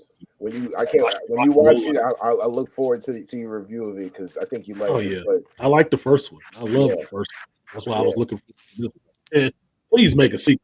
Extraction 2 is coming. I will be there for the extra. Look, it was funny because I was watching that with my aunt when it came out. Because when it came out during the pandemic, she was like, "He can't." When he was there, he can't be dead. They got to make a sequel. My aunt was like, "Yeah, they can't kill Thor. He got to make." I said, "Would you calm down?" I was loving that movie. Just the way they were shooting the movie with the camera angles and stuff like that, being right there in the action. It's like, this shit is nuts. it was like. And then recently they did there's a video out there of showing one of the scenes where he's falling out the window, and the cameraman on strings jump out the window too. It's like, oh, that's nuts. That's how they did that. So they one shot. No CG needed, boy. They put the cameraman on the bungee. It's like they improved. They improved on Jason. It's like what they did with Jason. The Born Identity. Back then it was just too hard to focus. But then they were like, let's go back to that concept, but just make it. We'll have the stuntman hold the camera. Yes, you'll go with him over the edge. How about that? Like that is nuts, dude. Props to that cameraman for wanting to do that shit. Like, yeah, he got a harness on and everything. Like, yes, that's what made that shit really crazy to me. It's like, damn, they all over the place. Like, how are they doing this? Chris Hemsworth got Princess in the building. Princess, you ain't got no videos up there, tooting it up. Somebody got my attention. Look, Chris Hemsworth's got to make up for the Thor shit that he been putting out, so that's what it is. Look, he ain't got to make up for that shit. What he got to do is stop being fucking goofy and acting like he didn't like that shit. Now he all out in the media talking about he didn't like it. He don't know if he coming back with Thor. I'm like, shut the fuck up. You like doing that goofy shit. I've seen you in Kevin Smith movies doing goofy stuff. I've seen you in that Ghostbusters shit doing some goofy shit. You like doing goofy stuff, Chris. Just admit it. You thought it was a good idea until the fan base said they don't want to watch none of your shit. Fuck your kids being in it and you. He was in Men in Black International. Thank you. MIB International with the same chick, being goofy. You always be goofy. You always do the goofy shit. Melissa McCartney said he was on set being goofy. Yes. He is a goofball. That's fine. You can be a goofball. Just understand some of that shit don't work everywhere. Thor is not a goofy character. You can inject your goofiness into every other fucking character, except maybe Rake in Extraction. Because if Rake start being goofy in Extraction, I'm extracting. I'm done, dude. Like, we gonna shoot the hostage and leave, right? Like, no. But other than that, you can be goofy in the rest of your shit. You just can't put it everywhere. Thor is not a goofy character. He's just not. Nobody's gonna resonate with that shit on that. It's like a Hulk is not a goofy character. That's why Hulk fans are so pissed that they ain't really got a Hulk smash yet. That's why. Everybody can't be goddamn goofy. Didn't work. And Ragnarok sucked to me. I don't know who thought that was the best movie. I'm like, no, I like Dark World a lot better than I like Ragnarok. I got tired of arguing with people about fucking Ragnarok. I'm like, dude, they were like, oh, Ragnarok. Ain't nothing to argue about. I'll tell you like I tell Black Bane, I ain't arguing with these motherfuckers. Why you arguing with them? For what? There ain't no argument. It sucked. Shut up. I didn't You know start it. about They want to. Yeah, what the fuck you know about the character and shit? It sucked. Do you read comics? Do you read Thor comics? Okay. Nope. People I know who read Thor comics think it sucked too. Shut up. Yeah, goofball supremacy. I remember somebody tried to tell me because I posted my Good one, little Toya. review on my type review on the movie. They said, "Do you like anything?" I said, "First off, I have never said I've liked every goddamn MCU movie. I said I've been saying I've had my Look, critiques. I like a lot of things. This ain't one of them. Yeah, since the first phase, I've had critiques. I said I didn't like the first Thor movie. Really? I said I Look. said it. Look, you can like stuff that you criticize a lot. And Artie Immore know this better than anybody, because how many times do I criticize Rubber and Robo Vampire? But every time I talk about it, I criticize the shit out of the movie, but I laugh about it and try to get other people to watch the shit. It's just what the hell it is. Critique is part of you being a discerning fucking adult. You don't, I don't know what they teaching these goddamn kids nowadays, but there is not a world, you do not live in a world where there is no such thing as critique. That nobody can tell you this sucked. That's exactly what they're teaching. And it sucked to me because I know these things and this does not match up with these things. And it sucked. On that, for not being accurate and on its own face, it sucked. And it's okay. It sucked. It's okay. There's a couple other movies you can pick from in the Thor line. Some of the other ones were better. This one fucking sucked. It was a little bit more fun, but overall it sucked. Because I don't like my Hulk being goofy, face planting on the Rainbow Bridge. Yeah. As soon as you know who I am, it'd be this. I don't like the Hulk turning into a whole fucking child at fucking 10 feet tall, having tantrums and shit. She won't play with me. What? You get the fuck out of here. Oh my God. What is that? That's not what I'm looking for. No. There was some good stuff in it. Yeah, I got to see Surtur. Yeah, I got to see Helena. Yeah, Kate Blanchett looked like she had some hips in her costume. All right. All well and good. But that movie overall, I don't know what the fuck Taika did, but it wasn't that good, dude. It was too fucking goofy. And like I said, I don't mind Taika Waititi. Some things he does, I really do enjoy. But this over goofy shit in Thor, I do not enjoy that, Taika. And it doesn't mean I don't like him as a director. I just thought it was out of place. That's out of place here.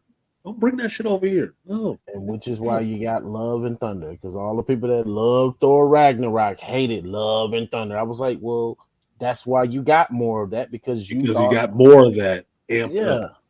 Oh, they like this? Give them more. Hollywood mentality. Give them more of the same bullshit. It's like a resource curse. You know, the more, just because you have more money or more income doesn't mean that things are better. Yeah. Yeah, good word. You make it resource curse. Yeah, you know, more money. Let's throw it more in there. No, let's throw less into it. Like you saw bullet time everywhere after the Matrix. Everybody wanted to copy that shit. That's a Hollywood trope. That shit worked. Do that. Do what they doing. Yeah, you brought it back. I forgot about that. That was in everything. That was in everything. Multi-camera angles. Two things that came out of the Matrix: bullet time, the spinning camera, and everybody wearing black leather. Ask Charlie's Angels. Everybody had to wear that shit. Everybody. It had bullet time in that movie too. Exactly.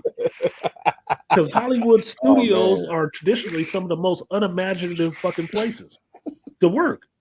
They only do what they can see works because they want to turn a profit. If what you're doing over here on some independent type of shit, like, hey, we just went off and made this movie, nobody really wants to buy it, but this one person picked it up and we put it out there, it hit like gangbusters, made us whole big time directors off of this shit. Everybody else is gonna look like, is that the shit we passed on? Hey, we need to do that. We need to do that there. We need to do that right now. Whatever movie you got in the pipeline, put this shit in it. Just to try to, follow that cab. That's all it is. With this multiverse shit, the reason why you tired of it is that's what the fuck you're seeing. That's what you're seeing. Like, I don't know who watched the show on Amazon called was it Counterpart with forgetting his name now. Jay Jonah. J.K. Simmons. Yeah, J.K. Simmons, where it's basically alternate universe, so it's just dealing with one universe. But he had a whole counterpart living in another universe, and he came over to this one, and he would go over to that one. Interesting show. If you watch the Peripheral, it kind of plays on a multiverse kind of idea because when you get into how they're time traveling, they created an alternate timeline. In the future is going through that timeline to find the best outcome for them, and then they destroy it. It's some multiverse type of shit. It's some science stuff. But like I said, everybody can't write that shit. Everybody can't. It's like everybody can't draw robots. Like everybody can draw something because you write letters, but everybody can't draw like a Mark Silvestri, a Jim Lee, or a Pat Lee. Everybody can't. It's just what it is. It's nothing against you. It's just know your limitations. You can stay in your lane. Thor Ragnarok movie saved by teaser Planet Hulk. I haven't seen the teaser for Planet Hulk. I heard about it. Like I said, there's been a lot of There's been a lot of news coming out this last couple of weeks because they fucking choking. I thought they were gonna do a Planet Hulk, but then Mark Ruffalo kind of, spoke too much about what the plot was gonna be and plans and stuff, and then ended up bullshit. Oh, that's what I heard. Look, I heard they got the rights. What does Mark Ruffalo run other than his mouth? I mean, what does he run other than his mouth? If you've read the Planet Hulk book, well, put it this way: the MCU. You know goddamn well, even if the movie is called Planet Hulk, if you've ever read the Planet Hulk comic, they ain't doing all of that shit. They gonna switch it up and turn it into something else. Secret Invasion is not happening the way Secret Invasion happened in the comic book. It's happening the way they want to make it for the TV show. Same thing with Planet Hulk. It's not going to happen the same way it happened in the comic. They're going to make it up as they go. So, oh my God. So it doesn't even matter.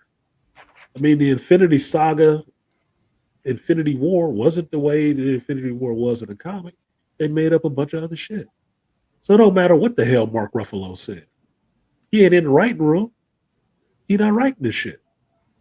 And outside of Tom Holland, they spoil shit that they know all the time, but they let them do it because they never told them to shut their fucking mouth. No NDAs, man. They do, but certain people they let say shit spoil because they'll hype up the fan base, right? Tom Holland can get away with giving some spoilers. Mark Ruffalo is known for giving spoilers. No. Only way you can get him to not spoil some shit is don't have his ass in it. So he's trying to hype up the fan base. That's all that shit is. And if I recall, sometime this week they said that Marvel and Universal actually made a deal for the Hulk stuff. That either the Hulk finally came back to Marvel or they worked out a deal. That's the only thing holding the Hulk up from actually having his own movie, his own show and stuff like that, were those rights that Universal had to the Hulk. So y'all can look it up and double check it. I think they reverted back this week. They went back to Marvel. Yeah, they went back to Marvel. So now they can actually go ahead with whatever they want to do with the damn Hulk. But nobody is looking forward to it because all the bullshit Marvel has been putting out recently. So they're missing their window. Writer strike don't help. And I can't see it actually hurting them too much, but it's not actually helping because you can't get a quality writer on. Otherwise, if the writer strike wasn't going on, you'd have, what's her name, Gal again. The She-Hulk writer. You'd have her working on some shit like this. So Marvel got enough on their plate right now with trying to salvage their brand, because if they want to be going down like not even the Death Star, the Super Star Destroyer known as Star Wars franchise is listed and about to crash into a planet or something. If they don't want to be going that way and be the next thing being scoured at the bottom of the ocean with the Titanic, they have to go through some restructuring. That's why they've been quiet for a while, because Iger came back and got in their ass. He got in a few people's ass. And Victoria getting fired was just the first salvo that made the motherfuckers serious. Yeah. So everybody over there is on hush mouth and getting some shit fixed.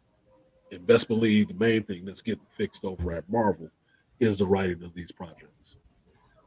So they're getting delayed. Yeah, of course they're getting delayed. So what? If it's going to be better, I don't care about it being delayed. You should stretch it out. Just like Star Wars, you should stretch it out. I'm good with a break for two years or so in between. I don't need you ramming that shit down my throat. I'm good. I'm full, dog. I can't eat right now. Not of this shit, at least. But I'm sorry, I didn't mean to overtalk all of it. No, you good, sir. Yeah. I do. I'm the host. I guess I'm expected to talk a lot. No, I had to mute. They got the Pride Parade out here, like right down the street, and it's still. You're out there marching with the rest of the lesbians? What's wrong with you? What? No, man. I am a staunch lesbian. I'm a man-hating lesbian. Look, I'm completely down for the VJ. I rode my bike around there to get some food and stuff because it's like Uber Eats is like all the streets are blocked off. But yeah, I'm good, man. Oh, plenty of hot dogs out there today, I'm sure.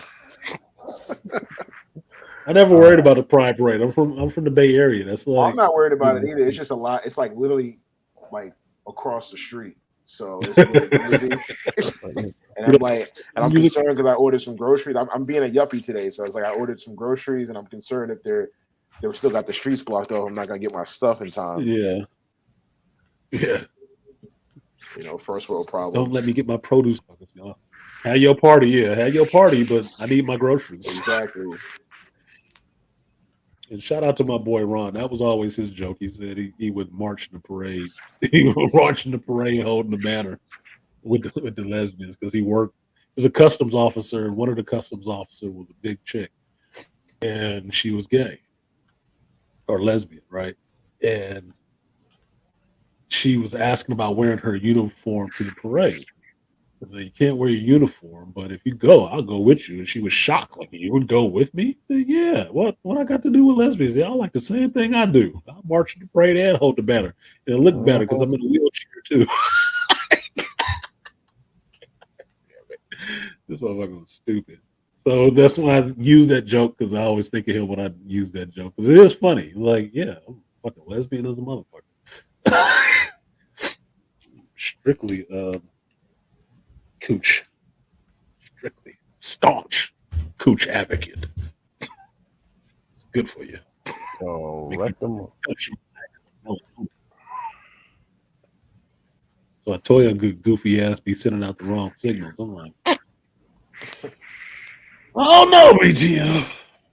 I saw some things. Like, saw some things. I thought I was a gynecologist. Like, I don't know. I kept thinking of hot cross buns for some reason. Why am I hungry? I'm thirsty at the same time. Funny. What did Donnie Mac say? So I'm still waiting on Boys season 4. Yes. Invincible season 2. Yes. Yeah, I'm definitely waiting on those. And you know what happened on those two shows? They had good writing. Imagine that. I'm waiting for the people who write The Boys to come back.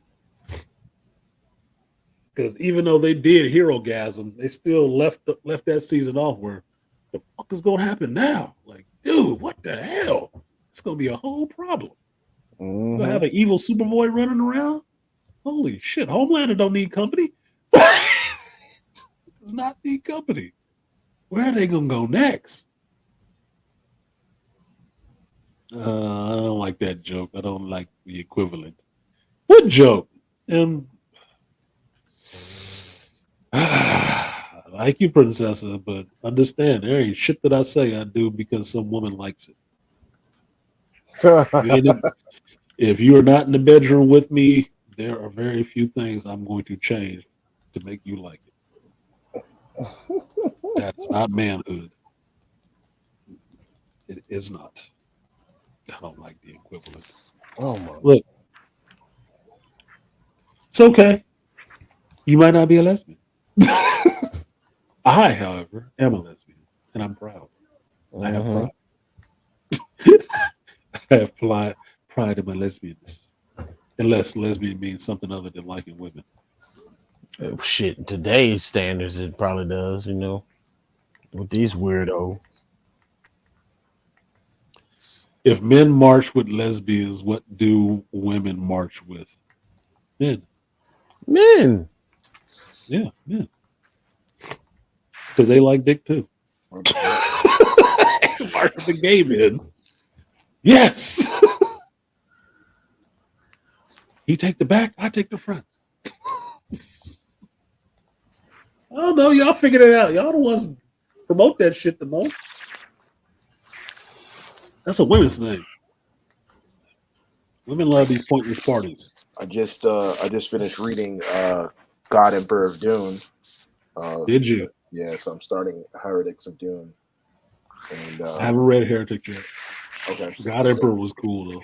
God Yeah, Emperor it was. It was I'll be interesting. I'll be dead before they ever fucking get there. But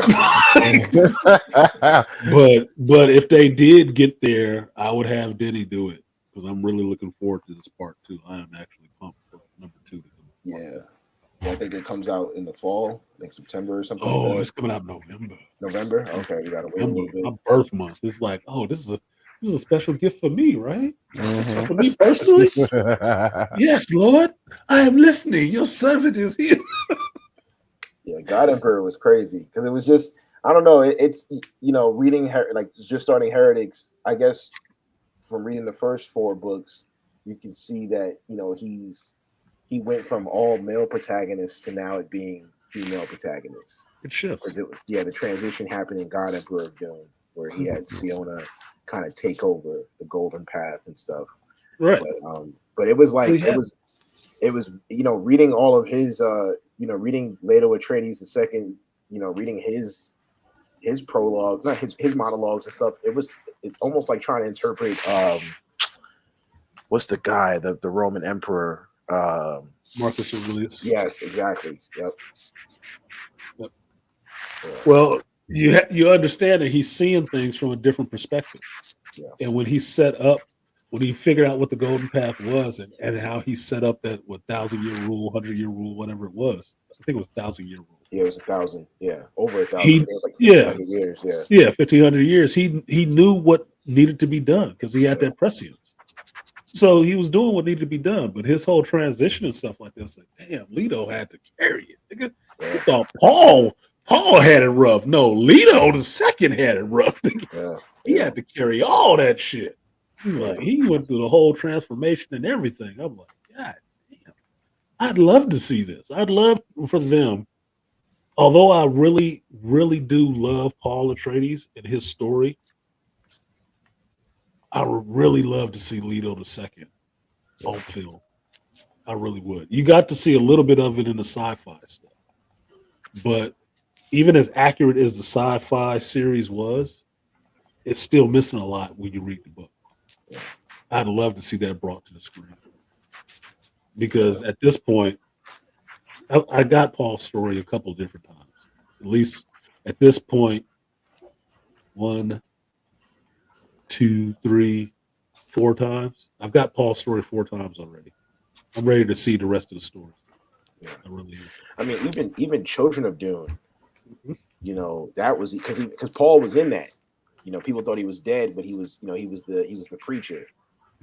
And he told him, he's like, he told his son, like, I could have been this. It could have been, he could have been the God Emperor, but he was like, I can't, I'm not willing to take that step. I gotta, and I think the difference between Paul and Leto is that Leto didn't have a wife. Paul had a wife and children, and he's like, I can't just, how can I live 1,500, 2,000 years and stuff and leave them behind? Yep. You know, Want that jihad. yeah, like like Leto is just he would just he had his whole he took over the reproduction program from the Bene Gesserit and stuff. He would constantly clone Duncan. He was pleasing everybody. I think that's what some of his subjects. Well, don't spoil the whole fucking book. Nobody will read the shit. Man, most people. Damn, man, my bad. People call ain't Quinn on your ass. people ain't reading like that no more. You Unfortunately, motherfuckers can barely read short blurbs. Yeah, I mean, why do you think comic industry is not dying because people just have a thirst for reading? No, people don't read shit. Yeah, that's why most of the videos in the manosphere are people reading articles. Having to have to do story time with motherfucker to read the very article that they put the link in for. Yeah. So let me read it on the screen for you so you can see me reading it. That motherfucker. I can't see how anybody's getting out of school and they don't have to read shit. I don't get it. I don't. Oh, they're just passing them to pass them at this point. Yeah. They're not even. Oh my God. Are you in school on a touchpad where it's just pictures like you work at McDonald's? Yeah, pretty much. This looks like a fry. This looks like a burger. What the fuck? Whole order be messed up. This looks like math. He said this looks like science. This looks like math. Yeah. And Princessa, you have a good day, but don't tell me I made you mad and you left. Don't tell me that shit. Change the way I feel about you on some shit like that. If you have a good day. She said a great week. Like she ain't coming back for a while. Like, goddamn. Okay. Hey man, I'm not for everybody. I have very few female fans for that reason. I can be a hard charger, and not in the way y'all like. Artisan, I made short ribs, coconut rice, and peas for dinner, and you didn't invite me over. So yeah, exactly, Beasley. Stop it. You didn't even invite me. What the fuck? Short ribs, I like short ribs. And it's some coconut rice. I like some peas too. Like, hey, shit. Shit. Coconut rice. No, she said coconut. She didn't just say rice. She said coconut rice. I mean, she put some flavor on that shit. Like, okay. Awesome. Awesome, BTM. Yeah, that's good. Man. It's a body good.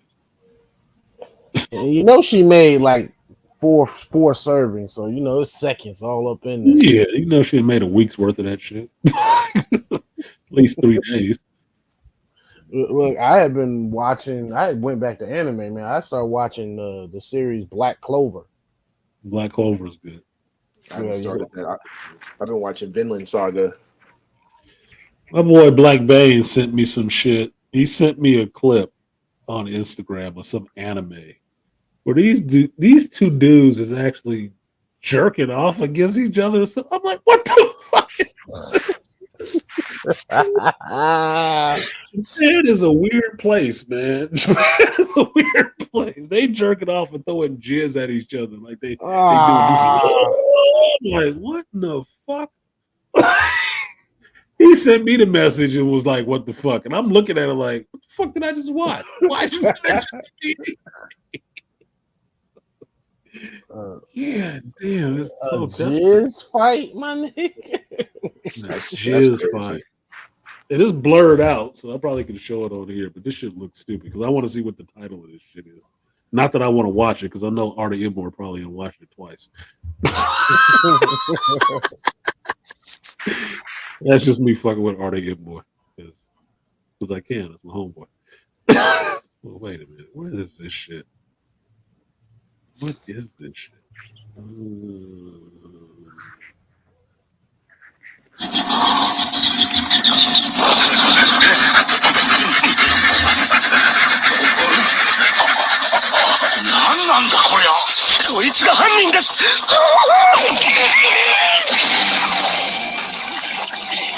What the hell?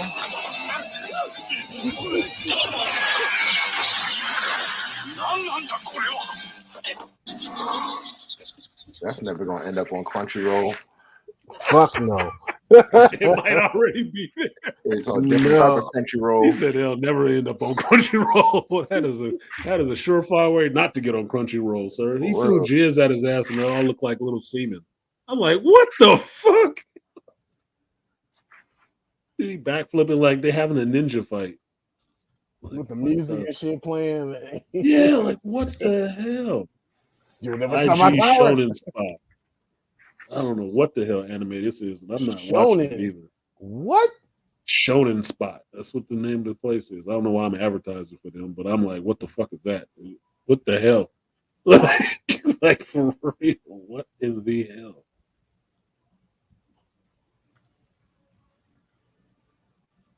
Yeah, this is crazy. Crazy. What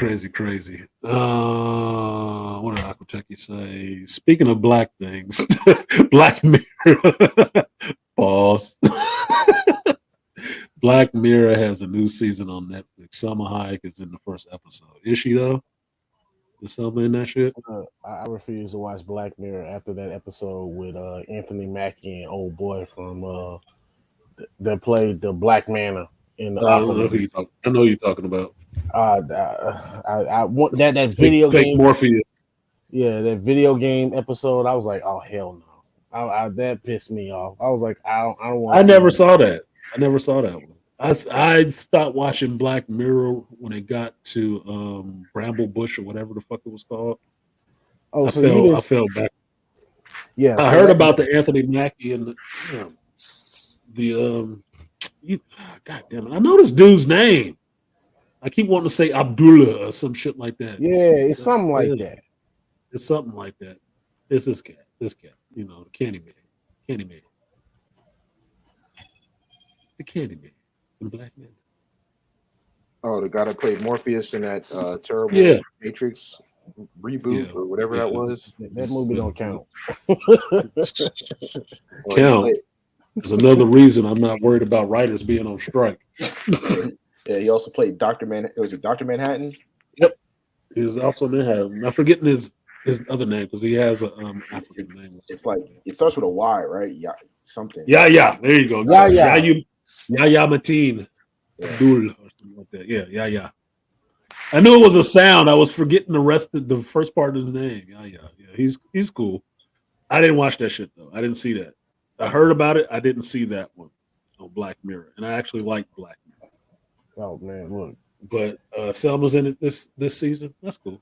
I like Selma. I like watching Selma. Selma be turning me on with her fucking Instagram. Little bitch. Oh man, I had to unfollow, man. I was like, look, you gotta stop. You're a married woman. No, I don't give a fuck if she Don't make me be show up. married. Look, don't make me show up to that mansion that billionaire has. I will pop the fuck up on He can afford it. I cannot. I just want to borrow it. I just Come want to in. borrow it. Look, I know you like Magic Mike, so we probably give you a performance. Give your ass a Magic Mike, all right. Chocolate edition. The caramel swirl. The episode of Wild Striking Vipers. Did you watch that shit? I saw the episode. Oh, she's talking about the episode of Black Mirror. I was thinking about the episode of that anime. I'm like, what the fuck? That's what it's called, Striking Vipers. I was like, and then I was like, that is the most. That's why I stopped watching the show. I was like, I ain't watching this no more. You lost a viewer because of this shit. No, I have to watch it. I'm not worried about that shit. If they was sitting there acting like they was, gay for each other, that's their goddamn business. I just want to see what the story is about, not if something actually offends me. Well, no, they tried to do it outside of the game too. Okay, what the fuck ever. That's what. What the fuck ever.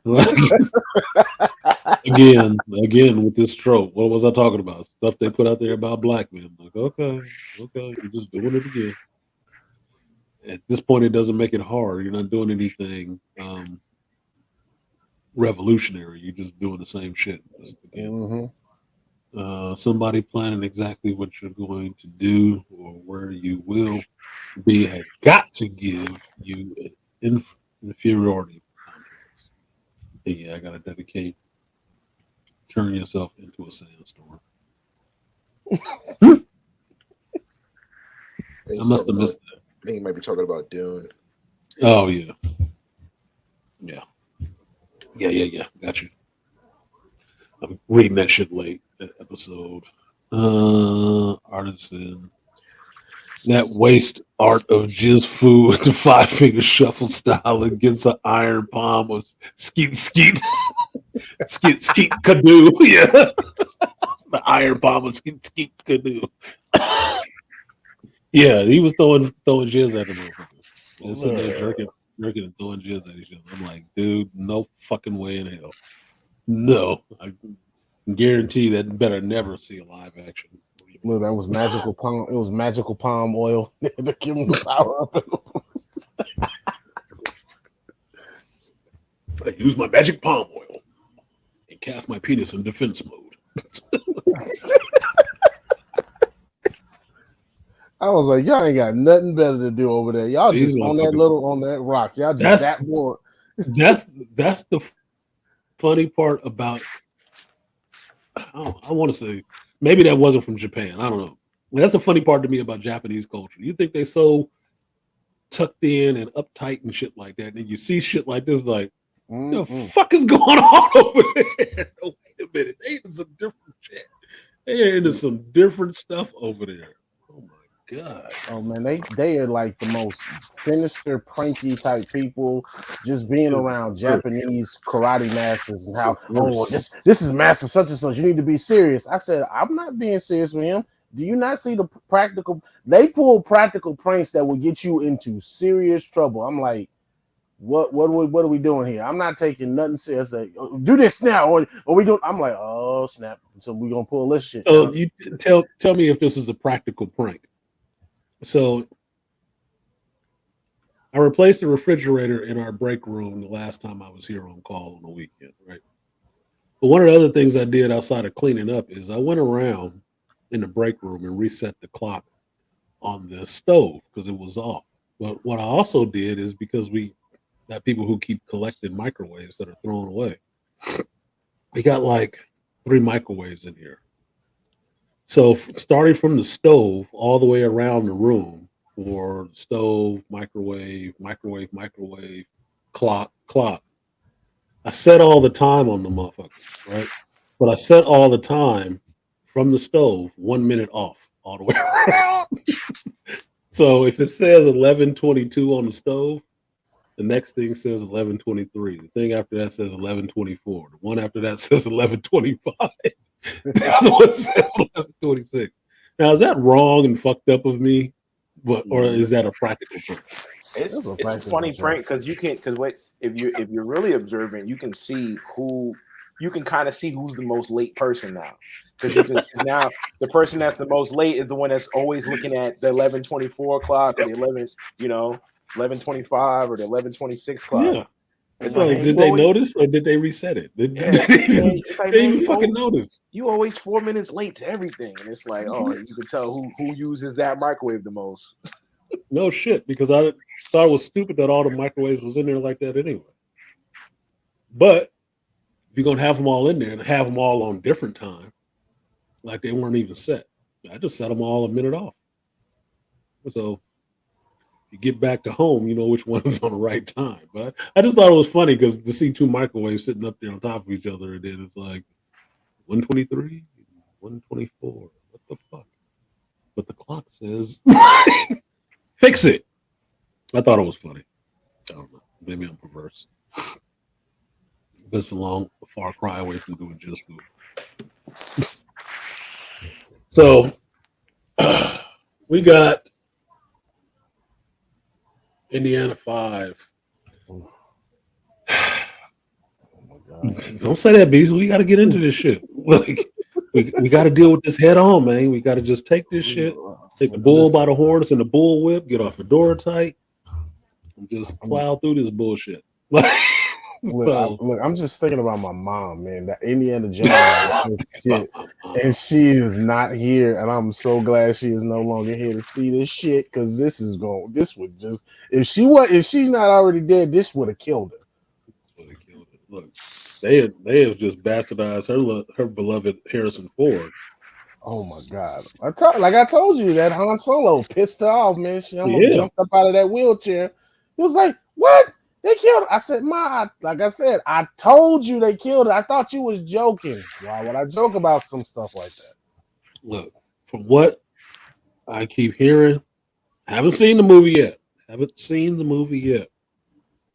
But from what all these spoilers and stuff like that and leaks keep reporting from the reviews that came out of Cannes and came out of Hollywood, this is not good.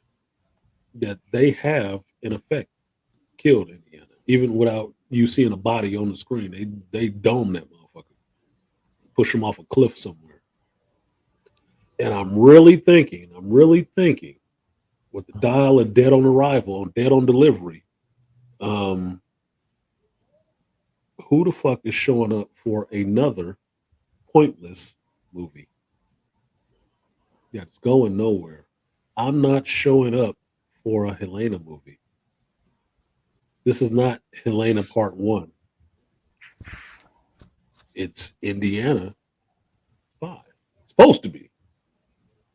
Now, if you're going to run the Indiana name up there and run this chick under it and have her on this doing some of the writing on it, I don't know what the fuck I'm showing up for, because I'm not interested in seeing her or her story. Nope. I haven't even seen Fleabag. Wouldn't have known that shit if people wasn't talking about it so much. And I don't feel any need to go back and watch it either. I didn't really care for L3 outside of the fact that she made a joke that, oh, it works, meaning that Lando Calrissian fucks robots. So I'm like, oh, so what has she got? A little a pocket cooch with a metal vibration in it or something? What the fuck? Oh, it works. What? Did you write that line? Now that I find out that she got to put some little stuff in on Solo, I said, did she write that line? Because that shit sounds stupid as fuck. Now it makes sense. I don't like my Lando being a weirdo. I really don't. Especially him being the one brother that you saw. The one brother in Star Wars. One brother in Star Wars. He got to be the one fucking machines. But Vader could have a whole baby. He could have twins. But Lando, a gambling and player, he got a Millennium Falcon, and he got to fuck this loud mouth, bobbleheaded ass robot. I wanted that robot to die so bad when I watched. So did I. That's like, why everybody cheered when it did get shot. Like, bam! Like, oh shit! Finally. But I had never seen a robot talk so damn much in the movie. I was like, yo, CP3O didn't even talk this much. Wow. She reminded me of Rosie from the Jetsons. Mm-hmm. Just with more sass. All this, for the most part, outside of C3PO and R2D2, most of the new most of the new droids and stuff have been kind of sassy. Even the one in Rogue One. Like the witty remarks and mouthing off and stuff like that. And it's just like, the K2SO was he was kind of funny. He was I wouldn't even call it snarky. He was sarcastic. He was sarcastic, which is different for a droid. Yeah. But he was still acting like a goddamn droid. And I liked him. When he died, I was like, oh, damn, they killed him. Oh, shit, not K2. I mean, that's one of the things I look forward to in an Andor season 2. Like, you got to find K2SO. I need Alan Tudyk back. I need Alan Tudyk to come back and make him, in season 2, find K2SO. I need that. I just need that. I want to see how they came together. Because I like their relationship. It was funny. Right? Just so you know, this is not a good idea. Like, man, shut the fuck up. A whole destroyer droid. Like, you a problem droid. What are you talking about? Bad idea. Shut up and roll. Fly the ship. Yeah, K2SO was my droid next to R2. Yeah, because R2 had spunk in tweets and beeps. He was talking shit. Told y'all, R2 was an astromech. You know what that means? An astro mechanic. What mechanic do you know that don't talk shit? Curse and everything else. R2 was talking about as much shit as Donald Duck. Because Donald Duck always went to hell. He was cussing. And you knew he was, because CP3O would be like, oh, I beg your pardon. I beg your pardon. Watch your mouth. You. Fuck you. Well, like this, Don't talk to me like that. Like, I imagine R2D2 like if you ever played the newer God of War games, one of the dwarfs, Brock and Sindri, and Brock is always talking shit and cursing. To me, I'm thinking that's R2D2. He is like a dude, bro, talking shit. the only thing missing from R2 was a little cigarette hanging out underneath his little dome. That's not a little bit talking shit. See, if you listen to me, you wouldn't even get fucked up like that. That's all that was missing. R2, do this port. Oh, I always got to do this shit, right? It's always my thing to do, right? When you gonna be useful? When you gonna be fucking useful? Yeah, I'm opening this door this one time, Luke. I'm tired of doing this shit, man. I told you. He's gonna be like, hey, sky fucker, over here. I'm on the way. R2, where are you? I'm rolling as fast as I can, motherfucker. You wanna come do this shit? I ain't the one to keep getting in the jams. Why don't you figure out where the fuck you going first? Shit.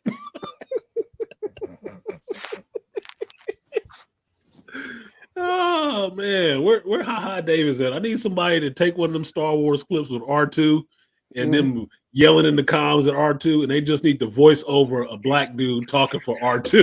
I think somebody like did Tony, it. like Tony Baker. Yeah, somebody needs to do that shit. Mm-hmm. Somebody need to do that just so I can laugh at it really hard. I'd appreciate that. I really would. I do like a good laugh. But yeah, fucking L3. I laughed when she got shot. I did. I was happy. Like, thank God. That fucking droid is annoying. But now she's a part of the Falcon. I said, no wonder the Falcon always fucking up. It got her personality in there. Thank God we can't hear it talk. They had to explain that to me. I was like, how the hell did she become part of the Falcon? Because she had the maps. She had the maps in the star chart. She could navigate. So they downloaded her ass into the Falcon. So the Falcon's navigational charts comes from L3. That makes sense too. I think there was I forgot what film it was, but C3PO would talk to the ship. And I remember he commented one time saying, like, you know, where did your ship learn to talk like that or something like that? Exactly. So that part works for me in Solo. That part works. I just didn't like, okay, this is a mouthy droid that was in here. Well, we ain't got to listen to it talk anymore. But that always explains why Falcon always got a goddamn problem. Always got a goddamn problem. It's like, okay, yeah, it's a bitch. All right. All right. Now we know. And what's up, Aria the Chocolate Witch? It's not out yet. It comes out this Thursday. Thank God. It'll finally be out and we can stop talking about this bitch. At least for 2 weeks, because now once it comes out, we actually have to watch it, and then we actually have to talk about it. We're gonna destroy the shit out of this film. I'm not going into it trying to destroy anything. I just need to see what the fuck it actually is. Yeah, I haven't. I think I'm on the same page. Like I grew up Indiana Jones fan. Hard. And I'm pretty young, so I wasn't around when the movies were out in theaters and whatnot. But but I grew up watching that. It's like you watch the first 3 films. I mean, if they're on TV, I still catch it. I still remember watching Temple of Doom as a kid and being like, man, that was a legit scary film. Because it's like, he drank the blood of the Kali, and it's like, yo, this guy he's a villain now. It's like, yo, what are you gonna do? But I guess I'm going into it like I haven't been keeping up with the rumors or the in the news, the news feed and stuff. So it ain't good. Yeah, I mean, like I've heard little things here and there, mostly from your channel and stuff. I'm just going. It's just something to watch. It's like, look, it's Indiana Jones. The next thing the thing I'm really excited about is Oppenheimer. I'm trying to see that in IMAX. I'm hearing. I'm definitely seeing Oppenheimer in IMAX. That's already a given. I like Christopher Nolan movies too. Same here. I don't give a fuck. Look, I can tell you this for Oppenheimer, just from that last trailer I saw. I expect this explosion to look as epic as some of that stuff in Interstellar. Yeah. Oh. I expect it to look more epic than that shit. Yeah. Oh, IMAX. I'd be curious to know if Kip Thorne, the physicist that worked on Interstellar, and I think he also worked on Tenet with him as well. I'd be curious. I'd be interested to know if he actually worked on this. I wouldn't be surprised if he also worked on Oppenheimer as well, because Christopher Nolan he's legit, like when it comes to, he's good at hard science fiction. The science fiction that's based on science. It just hasn't been proven yet. Yep. But I'm excited for Oppenheimer. I'm gonna see Indiana Jones, and it's like, I've seen the other four. If you're gonna walk on ice, you might as well dance. It's like I'm gonna go see it anyway. So it's just something to watch. Oppenheimer, I'm definitely gonna see that though in IMAX. That's worth the money. I mean, I'm hearing that he did a legit nuclear explosion minus the full grade plutonium.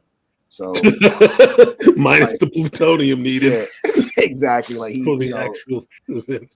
So, and people are up in arms about that, but I'm like, you just had 5 idiots go to the bottom of the ocean in a carbon fiber tube. So I mean, look, I wouldn't call them idiots. I like the idea of undersea exploration and submarines and shit. I do. Somebody losing their life, like Angry Man was pointing out to you, people dancing and having a laugh on that shit. It's not actually funny. That is one of the worst ways I can think of fucking dying. It is one of the worst ways I could think of dying. It's unfortunate. What the whole details were on why they end up dying that way, because James Cameron had been down there a bunch of times. He came back every fucking time. What the fuck did these people do? Well, I mean, was it a tour company? What the fuck? That's what it was. The steering wheel was made out of an Xbox controller. Yeah, it was. Get the fuck out of here. Yes, that's not a good advertisement for Xbox. That's why people gotta have a PlayStation fan. It was a $30 Amazon controller. And the controller sold out on Amazon. Once people heard that it was a $30 controller and that it could be used for this, I guess people are gonna, I don't know what they're gonna do with it, but it was basically submarine. The reason why, look, I'm fine with people pushing the limits of exploration. I'm perfectly fine with that. At the same time, it's like, and everything is a calculated risk. James Cameron is fortunate that he made it back. And he went further. He went to the Marianas Trench, which is even deeper. But at the same time, it's like this guy got some accomplishments under his belt. Yeah, he did. Okay, I know. I think he's in the Guinness. I think he's in the Guinness book now. Yeah, he went down. He went to the deepest part of the ocean.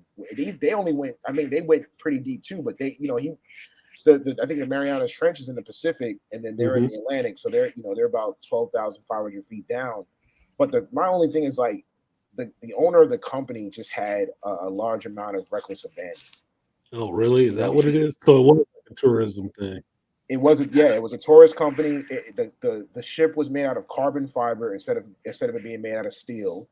And I think, and which is perfect. I mean, you can have a pressurized capsule made out of carbon fiber. I mean, that's what the 7. Yeah, but you can't go as deep as you can go with steel. Yeah, and he wasn't. I think he wasn't doing. He was cutting corners. There's tons of interviews with him saying how he doesn't want to be safe. He wants to take risks, and it's like, dude, you can take. You're already taking a risk by doing this. Why don't you just do the inspections needed to, to make sure that there's no micro cracks and micro fractures? So that's why I'm just like, yeah. And look, of course, they're not gonna. These people are well off. Maybe have a second set of eyes. Maybe they couldn't have a second set of eyes review everything because of just IP concerns and stuff. But I mean, look, it's very unfortunate that they had to go away. But it was instant. There's 2 things I don't want you skimping on: put my ass into space or put me underneath the ocean. Do not skimp on. Don't skimp on the safety part. Because James Cameron survived, but James Cameron worked with the military and oceanographic institutes, right, who actually do this shit as a job. I don't want no part-time recreation. Maybe we used to do a glass bottom boat, motherfuckers making me a submarine and sending me down underneath the water. Look, if the pressure don't fucking kill you, drowning 1,000 feet down will. The pressure of the water will kill you. If that's not the worst way you can think of, just choking on water and not being able to swim up, doesn't make you fucking crazy to think about. That is not a fun way to fucking go. It is not. Wait a minute, artist. Let me add something else to that. I don't need nobody playing at that bullshit with me. Fuck you. If you manage to swim up to the surface, if you swim up too fast, your insides can explode. If they don't explode, you get the bends. Nitrogen, yeah, nitrogen So sickness. it's like, I know about that shit. I'm just saying, just in a general sense. No matter how far you're down in a sub, if the sub cracks, pressure automatically kills you. If for any reason the pressure didn't actually kill you, and you just ended up just out in the water, the pressure of the water is going to kill you. If that didn't even happen, you sucking down all that goddamn ocean water is going to kill you. That is not a quick death. Yeah, It's tragic. You know what the hell is going on. And they were bolted in from the outside, so there's no way for them to even open up from the inside. I mean, I didn't even know the details of the story. That's why it's just making me feel worse knowing it. Like, Jesus Christ. I felt bad about the 19-year-old son because why he went, because basically he felt like the dad basically kind of shamed him into going because the 19. I don't want to hear that shit. I don't want to hear that shit. That sounds like some woman narrative to make it. It's the dad's fault. The 19-year-old They were. I mean, you would have been there too. Shut up. And the problem is the silly part. To pay you for that shit. He died. Can I get paid? No, he died with him, so he ain't getting paid. My problem is that he got a life insurance policy. My problem they got life insurance policies. My problem with this whole thing is that it hogged up it clogged up the news cycle the whole week. It's 5 people. You got migrants coming into Italy that die on boats by by the dozens every day. Haitians, Cubans, you got East African folks coming up from trying to cross the Mediterranean, and it's like you got and it's like trying to get back to work. And it's like, I mean, it is unfortunate they passed away, but it's like, at the end of the day, too, you also know the risk too. I mean, these guys, they did. Be honest. The only reason anybody get talking about that shit because one of them motherfuckers had money. Yeah, all of them had. That's the only reason. They all had money. It was $10,000. It was because now what's happening. There's a lot of people that were like, I was supposed to be on that boat. I was supposed to be there. Coming out into the news trying to get their story told. I was supposed to be at 9/11, but I overslept. Like those type of stories. Yeah, here we go. I was late for work, so I just didn't go. But it's like, what the problem is like, it's like $10,000. I think it was a $10,000 deposit, non-refundable deposit. It was $250,000 to get on into the submersible. That this guy is skirted. It's not a regulated vessel. So there's not, it's not like an airplane with the FAA or with EASA or something like that, or even with your car in the DMV. Because there's cars you can't drive on the road without registration. This sounds like a lot of reasons why I would not use this company. I'm not paying you $250,000 for all this unregulated bullshit. This sounds like some submersible tourism that is not verified, does not have any oversight to make sure that if I die on this shit, somebody can come back and sue your whole life bloodline.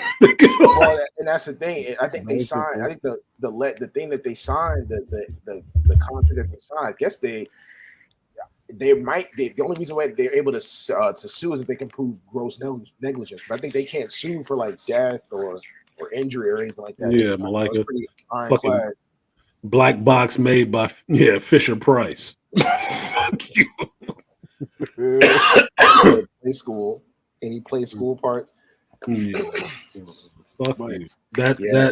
That's tragic. That is a tragic story, and the lesson in this is that they paid for that shit. Yep. They paid for that death that way. That's the tragic part about the shit. Does it need to take up 5 days of news? No, it doesn't. But it does need some publicity to show. Just because you got money don't make you smart. Because all of this shit you telling me probably was out there already available to be known.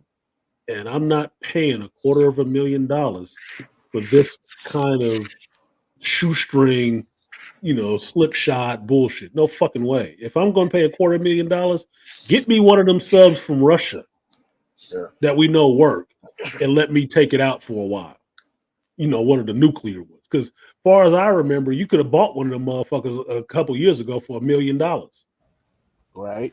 My thing too is that when So they why get the fuck are down you there, doing this jerry rigged ass shit? my thing too is like if it ain't like how many times like I think when they went down there, I don't even think they were able to even see. I think what it was is like you had another ship that guides you, so they can't even see where they're going. That's one thing I read. And then it's like, so they just getting drug along.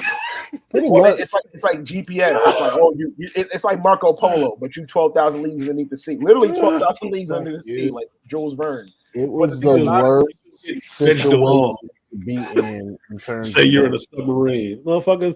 There's drug dealers in Cuba, there's a drug cartel. I remember watching this story about this drug cartel got caught because they bought one of these old diesel-powered submarines, and they were smuggling drugs into the country in this little diesel-powered submarines. So you mean to tell me the drug dealers got more sense than these billionaire motherfuckers? Mm-hmm. They got better tech? No, it sounds stupid as fuck. But it is pretty. I mean, if it ain't somebody lost in the Grand Tetons, or this, it's like it's every summer is something. Somebody's lost in the woods. They went free solo climbing, and they, or their boyfriend hit them upside the head. They got into an argument. The sheriff. Look, some of this shit makes sense, but some of it doesn't. Like the submarine thing. This doesn't make sense in the sense this does not sound safe. Yeah. And look, I may have skydived before, but it wasn't through, oh yeah, this dude had a plane and the plane looked like shit. And it wasn't the flight of the Phoenix. It wasn't the flight of the Phoenix. Okay. This motherfucker's been operating for a couple decades. Okay. Yeah, this is the same that had Keanu Reeves and Patrick Swayze skydiving. It's the same company. Okay, so these motherfuckers lived and they still been in business all these years. They ain't killed enough people or whatever. My chances are pretty good. Okay, I'm not going on something that sounds that sketchy. I'm not. I want to have the experience, but I also want to survive because despite what anybody may think, I kind of like living, even if it sucks sometimes. I like living. Mm-hmm. I'm not paying you a bunch of money to kill me. No, nigga, it's gonna have to be. There has to be a high probability of me coming back. Because what good is it for me to go down there and take all these goddamn pictures and I can't show them to nobody? And when you say high, we talking like more than 95%. Yeah, it got to be over 96%. Like more than that. I'm like, I'm not taking no chances. Like, yeah, the one person that died should have had a heart problem. Not because you killed him. Like, no. That just sounds terrible to me. That's a terrible way to go. I mean, they said if it was an implosion, it was pretty instant. Like 30 milliseconds. Like it was just like you're there and you're not. Yeah, basically. Squash, just like grit. But it's unnecessary because it's like, there's so, especially for the, it's so many more things that who knows what they could have accomplished. Nothing. They wasn't going to accomplish shit. I'm not talking about with that. I'm just talking about in life. Not talking about with that. Nothing. Okay. Nothing. They said one of them was a billionaire. He made his accomplishment in life. Okay, he was already done. He was already done. I mean, once you hit $1 billion status, what else is there for you to do except have a drug habit or some shitty kids? Yeah, fuck off your money. Some scandal, some child porn or something like that. Something. Look, you waiting on the downslope. You caught with some hookers in Tijuana. Caught with some hookers, a room full of coke, something. You're just waiting for you're just primed for a scandal at this point and losing some of that money, right? The kid, let's not act like the media give a fuck about a 19-year-old dying. Okay, let's not act. 19-year-old male at that. They haven't really been talking about him. And he probably was. What was he? Caucasian? Pakistani, I think, right? I think Pakistani, because there was the Pakistan billionaire and his son. But and then there was. I was thinking it was a white billionaire. Oh my god, it was a Pakistani billionaire. Yeah. Why did this even make the news? White folks don't give a fuck about them. There was, I think there was five people on the submersible. There was the pilot, and then there was the there was a pilot for this piece of shit. Well, the person the person that had the stick. The Xbox controller. Yeah, player one. He was on. Oh my god, that's dark as shit to say, but it's true. Like, yo, player one. Ready Yeah, Player it's like- One. Yeah, you know, I mean, I think it might have been a father and it might have been two fathers and their sons or something like that. I don't know, but I know one was the Pakistan billionaire and his son. But the main story they kept on talking about in the news was one of the people on board has a stepson, and the stepson, you know, it's like this. You know, people, not even the news took this whole thing seriously because you had that they were talking about the stepson and how he's trying to talk to OnlyFans models. At the same time, he's talking about, you know, I hope they find my dad and all this other stuff. And then he's getting into a beef with other people. It's just like, this is a circus. This is a 3-ring circus. They dragged the Coast Guard into this. And then I think the Navy heard the implosion US days Navy. ago. But it was Yep. the US Navy heard the implosion. They have like a top secret like sonar device. They heard it on Sunday, but they didn't know what it was. Because, like I said, this is an unregistered device. This wasn't through, you know, NOAA or something like that. Which is already a problem. It's unregistered. Yeah. No, nigga. I don't need your backyard, you know, Magic submersible. No, I need your shit registered. Like, come on, man. They didn't know what the hell it was. They were like, "What the hell was that?" They, you know, and then it's 5 days later. It's like, "Oh, that's what that was." You probably didn't even know that motherfucker was out there. Like, Coast Guard didn't even know. Like, who is this? What? Somebody was out here? He's supposed to be diving on this wreck. Yeah, I mean, they just got to leave the Titanic alone. It's not even about messing with the Titanic. It's about doing a bunch of shit that's unregulated and you not equipped to do it correctly. Yeah. Stop doing dumb shit. This is what happens when you ain't got no fathers in your life, people. You do dumb shit because nobody has ever smacked you in the head. It's like, don't be stupid. What's that song in Austin Powers? Daddy wasn't there. Daddy wasn't there. Hell, dude. That makes no sense. Oh my god, I'd have to look into the story more to really get the full gist of how dumb this shit was. But it sounds stuff that you're telling me, Prag, is sounding bad enough. It's like, nigga, you should have never been on that shit. You should have never been. If you got $1 billion and you had $250,000 to throw away on this shit, I don't think you would be going cheap, nigga. No, no, a billionaire. You think Jeff Bezos is doing that? He's going to space. I can get the U.S. military to take me down with him. I gotta be a whole submariner. What? Fucking Tom Cruise can get in a jet, nigga. You can't get a real submarine? Come on, man. Tom ain't even got $1 billion. Unfucking believable. Unfucking believable. Yeah, man. I just can't believe it. Look, China is close, my nigga. They got subs. Japan got subs. Russia got subs. I'm sure Israel might. I don't know. They might. They got other shit. James Cameron actually commented on that on the content. The company is called Ocean Gate, and he was in the James Cameron, you know, did an interview. It was just like, yeah, they were basically out of pocket, you know, everything. Yeah, I saw it came up on my feed. James Cameron had something to say, and I put it to the save so I can go back and read that shit. Because you know James fuck with submersibles, right? Oh, you know yeah, that's his shit about the undersea world. Like if he had something to say, he gonna have some actual factuals for me about what the hell went wrong. Because pictures I've seen, it's like, is that a submarine or is that a toilet paper roll with a cap on it? I mean, what the fuck?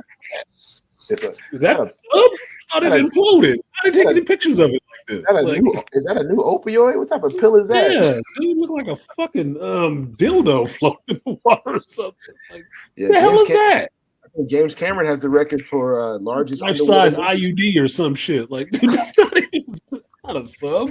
I think James Cameron, he has the record for largest underwater movie set with The Abyss. I think that set was so large and had it was I think they submerged it in like an old oil tanker or something like that. They made it in an oil tank. Yeah, and they had to actually depressurize after they were filmed. Yep. But that's what he does. He does that kind of stuff because he likes that underwater photography. Yeah. That's why I said if he had something to say about it, I would listen to what James Cameron had to say because he has a lot of experience with that shit. He usually works with the military and the oceanographic institutes and stuff, right? So he's been down to the Titanic a bunch of damn times. He went to the Marianas Trench. So he would know what the fuck is going on with this shit if I wanted to listen to somebody outside of the military tell me, yeah, these people fucked up. like the stuff that you saying that's probably came out of the news that it wasn't unregistered and all the rest of this. It's like, this is common knowledge shit then. How the fuck did this dude put himself on there? Why'd he take a kid with him? And come on, let's get over it. 19-year-old is not a goddamn kid in some senses. Right? I mean, if you in America at a 19-year-old, nigga, we can put a gun in your hand and get you to kill people and have no conscience about it. So it's not a child. A child is like under 10. Okay? Teenagers and shit like that, y'all getting close to being adults. I don't go backwards with that shit. But it is still fucked up. Maybe he could have been something, or maybe he could have been an asshole. I don't know. I don't have a crystal ball to tell the future of these people. But I can tell you it is monumentally stupid to go onto something, pay that much money to go onto something that sounds this fucking shaky. This does not sound like the smartest fucking move ever. Like this is too much, sounding like too much of a fly-by-wire organization that I couldn't even be. Dude, if you were investing in this company, you wouldn't do it. I'm gonna step away real quick. I gotta get these groceries downstairs. Get them Pride groceries. Yeah, they okay, man. Rainbow potatoes. Rainbow sprinkles all over them and shit. Yeah, and tip the delivery guy for making it through the throng of people. Like, past the thongs and all the depravity in the streets to bring me my groceries. The twerking. The endless twerks by Jeffrey and his G-string. Oh god. Oh my god. Shit. Hey, maybe it's just me. I thought that's what they did in California. That's what they do in California. Oh man, shit. Yeah, do that everywhere. King. Yeah, King, you're right. Some shade tree. Thank you for bringing that back. I miss using that word. Some shade tree ass mechanic built. Yeah. Some erector set Fisher Price shit. I didn't think what I was seeing, the pictures I was seeing of this sub, I didn't think that was the sub. I thought it imploded, but then they said they found pieces. What did it float? It's a submarine. It should sink. Now you telling me some carbon fiber bullshit? I'm like, this picture I saw was it? Oh my god, dude. That looked like a death trap. It looks like a death trap. No, this is not a diving bell. This is not secure.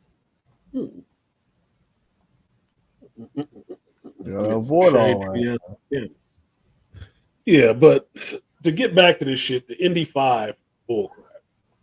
I'm gonna go watch the movie. Have I bought my ticket yet?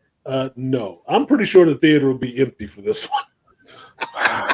Unfortunately, I'm pretty sure there'll be a good seat if I wait till Wednesday to buy my ticket. I'm pretty sure. But just in case, I'll go ahead and buy my ticket today sometime or tomorrow, whatever the fuck. What am I looking forward to seeing? I'm looking forward to seeing Harrison Ford. Looking forward to seeing Harrison Ford with the bullwhip, the leather jacket, and the fedora on, and a satchel. Not a man purse. Satchel. I'm looking forward to seeing that because I do like Harrison Ford.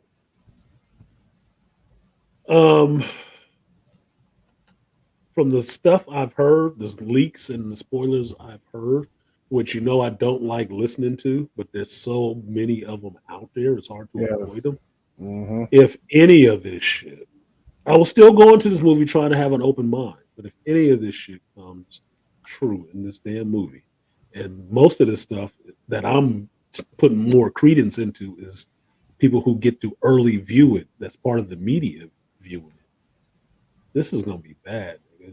I mean, I'm really thinking I need to have a drink before I go watch this shit. Well, like, if your theater don't serve alcohol, if they don't serve alcohol, you fucked up, because I'm thinking I usually go see a movie up here near work like that. I'm thinking I might wait and go see it in the hometown so I can go to the theater with alcohol so I can get me a big Jack Daniels to sit there like, they go, what are we doing?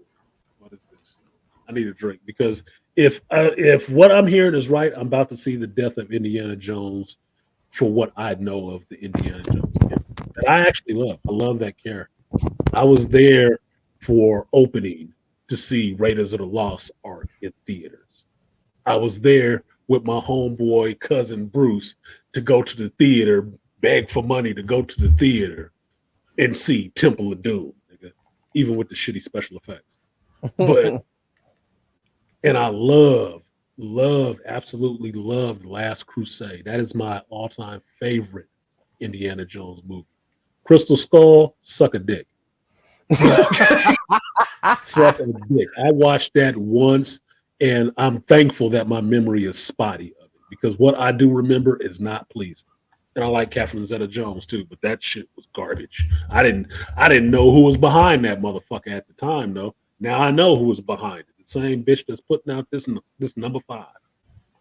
I'm not looking forward to this. KK. I'm not looking forward to this.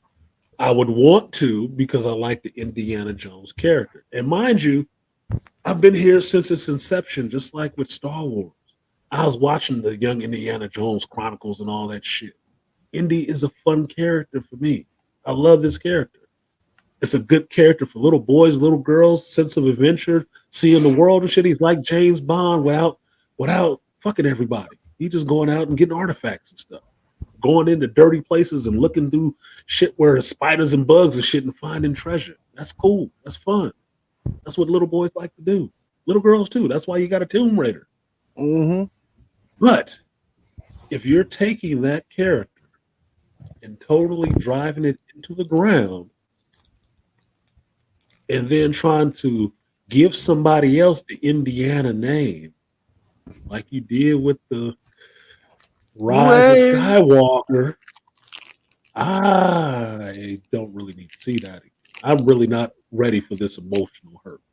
You know, it's like fucking with a strag. You know it's gonna be a problem. You're gonna get the pussy, but you know it's gonna be a problem later on. I'm not looking forward to this part. I'm not looking forward to the after effects. I'm not.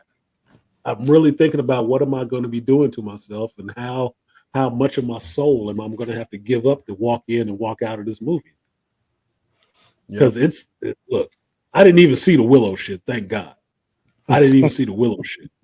But the beating I'm taking on Star Wars as a Star Wars fan, the beating I'm taking on being a Marvel fan, even to an extent a DC fan. Look, I think they too much more than shit. Y'all about to drive me completely away from geekdom altogether. I guess I'll just start reviewing, you know, the actual cinema of people standing on stage acting or something. I don't fucking know. Look, you're making us regret wanting to see this stuff on the big screen because that's what we wanted as fans a long time ago was to see this. Look, it's like a bad date. I'm gonna spend my money and I'm not gonna be entertained, and it ain't gonna end with a happy ending. It's not. I know what I'm going into. Basically, I know I'm going in to be preached at, talked down to, and have another one of my cinematic heroes destroyed. And I know that coming in the door. And I'm still paying my money to watch this shit. So I'm paying for the pleasure of you shitting in my face. That's what I'm paying for. Like this billionaire on this janky ass fucking submarine, I'm paying for you to kill me. I'm paying for this. This is what I'm paying for. Talk about my sacrifice. Can I get Scott Stamp and Creed to start warming up in the background? When you are with me. Oh my God, dude. I just feel it coming. I feel it coming. That's why I'm not trying to think about it too much. I just know there was no movie this week. This next week coming up, we got Indiana Jones. Okay, I'll go see Indiana Jones, and I'm going to try to clear my mind and just take it in as it's coming at me. But from what I've been hearing from people who've already seen it, shit ain't good. And I'm going to try to blank my mind to it not being good to just say, tell me the story that you're going to tell me and see what it is. And if it still comes out to not being good, I won't regret it, but I will know, yep, I knew exactly what that was before I walked in here. Which just means what I say holds true is I'm always right about the wrong shit you want to be right about. What up, E Black? E Black in the building. What's good with you? What's up, E? I like your show, man. I like your show that you do. Yep, I do like your show because your cuts and your clips may be killing me, killing me. I did clips and stuff like that, but I never took the sound with the clips. But putting the sound with the clips is a lot better. That shit's hilarious too. Absolutely fucking hilarious. What up, E? Yeah. King Pear says, sounds like watching this movie is going to be like stuck behind a garbage truck in 100-degree heat and leaking dumpster juice. Yeah, leaking dumpster juice through your sunroof, nigga. Gridlock traffic. I can't get out and I can't move. Nigga. Look, it's gonna be like ingesting poison. It is. And to use a Dune reference, it's gonna be like taking the water of life and trying to make sure that shit don't kill you, but realizing I'm just sucking on worm slobber, just drinking worm spit. Ugh. Water of life, my ass. What is this? Worm jizz? Yuck. And I mean, this gonna be because what got me into reading books was freaking young Indiana Jones, man. In grade school, going to the library with the teacher said, "Well, what do you like to read?" I said, "Well, action and adventure." I said, "Well, let's go find some action and adventure books." That woman got me to read, and it was young Indiana Jones. Tried to find all of the books so I can read them, and so this is please. Yeah. National Treasure. That's the fun, Rainfire. That's the fun of National Treasure. If you've ever seen an Indiana Jones movie, that's the fun of National Treasure. The fun of National Treasure is an adventure, fast-paced adventure where you have to use your smarts and physicality and ability to figure out what the hell is going on to get to the next clue and figure out all these clues to get to the end goal. It is. That's the fun of National Treasure. Even with Nicolas Cage, and I like Nicolas Cage. National Treasure was fun as hell to me. National Treasure, and then for me, also me and my mom, the first two Mummy movies. I didn't really like the Mummy movies. Oh, you didn't? Brendan Fraser. My kids loved it. My son loved Brendan Fraser in the Mummy movies. I didn't give a shit about the Mummy movies because it seemed like it was more about the special effects than it was about the story. That's how. But I was a little bit older then, so your generation, y'all love that shit. That's fine. You can love it the fuck out of it. It didn't really grab me like that. Like the Mummy movies didn't get me to watching it closely until The Rock showed up, Scorpion King. And that's something I identified with. Like, oh, Scorpion King, nigga, that's me. What are you talking about? Like, hello. I've come for your head. Like. But other than that, you can have it. It's a different generation at that point for me. This flick is like watching. Here we go, Malika. Oh my goodness, he said this flick is like watching Lizzo twerk in slow motion on an eternal loop. Dude, for some reason, I just feel like I got cottage cheese in my mouth. You just put that image in my head. Yeah, Malika incepting some shit that's not good for you in the people's head. What's wrong with you, bro? Thought you like me. Good Lord, Malika. Sorry, we're gonna have to talk. Anyway, you got some final thoughts, Beasley? I'm gonna close this out at 4 hours so I can actually edit this and put it up. Or I can get to editing my secret invasion videos. Geekdom is taking some L's this past week and some wins. I mean, you got some things changing, and like that Acolyte shit got completely terminated. Thank God. That's what they're saying, but I'm getting cross conversation on that. Oh no! One person is saying it is, another person ain't saying shit about it. That it's still going forward. I'm like, if it gets terminated, I'm fine with that because this was a dumpster fire waiting to show up. If I don't have to smell that garbage, I'm good. Because I heard the backstory is basically some chick wants to destroy the Force because she gets betrayed by both the light and the dark. I was like, what? Yeah, I heard that. I heard that was the leak. That was the leak of the actual story for this shit. The other part that I heard, probably from the same source you heard, or what you heard, was about there wasn't actually anything filmed. It was a couple of short clips that were actually done. So my thing is, y'all need to find out where all that money went. Because I think I'll just put it out there myself. I don't give a fuck. Call me liable. I think KK stole that money. And that's what they're using to make her new production company. That's why all this stuff, Indy 5 and all this and this acolyte shit, they all skimping on money, but they all had a lot of money coming to them. And you ain't seen nothing produced for all that shit. Where'd the money go? I told y'all the same thing about fucking Love and Blunder. Where all the money go? Where all the money go? Don't tell me how much it cost. Where did it go? I need to know because somebody got a pocket full of money somewhere. That did not use all of that money for some black and white. These little kids made these creatures effects. Get the fuck out of here. And that was family production because everybody's families was in it. I didn't even know. Exactly. So you wasn't paying them rate.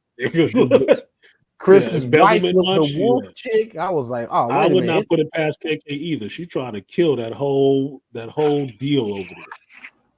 While she's like, well, I'm gonna step out and I'm gonna make a competitor to you. How are you gonna be a competitor to something you can't even fucking create? That's why I didn't feel bad for Steven Spielberg shitting on your ass on stage. You're not important. Go back and make sure the numbers add up, and you get us the money so we can get the cameras we want. But you ain't a creative unless you creatively found a way to find some goddamn money. Shut the fuck up. Shits on KK. I gotta find this. He shit on her. You go back and watch that shit, boy. He took a good steaming one on her ass. Like, oh my god. It was for the Hollywood premiere of Indiana Jones. They put a gun to George Lucas' head, made him stand on that goddamn stage for that fucking movie when he said he wouldn't want to. Spielberg is introducing everybody who was important to making Indiana what it was, and it was George, it was Harrison, and it was John Williams, and KK and Frank ass standing there looking yuck mouth. like, fuck you. And it came out of Steven Spielberg mouth. That shit was classic. That is fucking classic. That is classic television, dude. That is a must watch for any geek that hates how his franchise is being worked on. Understand that Kathleen Kennedy is this bitch that brought in that whole thing about, oh, these creatives over here. Like, fucking creatives. Y'all ain't creative. You just keep stealing shit from other people's movies. That's not creative. I wouldn't call a tracer creative. What the fuck are you talking about? No, but that's what he did. You were not important to making Indiana Jones what it was. I said, no, you weren't. You didn't act. You didn't write it. You didn't create the character. And you damn sure didn't score it. So what's your importance then again? What did you importantly do? What did you create? But a paper trail and checks? Shut the fuck up, man. Yeah. What about me? What about you, KK? If you don't get the fuck off this stage, take your husband with you. Don't y'all got something to do? Retirement to look forward to? Fuck out of here. God. Been a coattail rider for the past 30 goddamn years and want some credit as a creator. I think you got a kid. If you didn't get, artificially inseminated or, shake them out of a turkey baster, then you created something. Be happy with that. Otherwise, you a tag along, motherfucker. You came with the main meal. Frank or Steven or George or Bob. You ain't been nowhere by yourself, and nobody gives a shit when you are there. So that's just what it is. Hate your life. We do. The way she left the stage was hilarious. Yeah, just dejected. It felt like she was going to the office. I'm going to go tell my mother.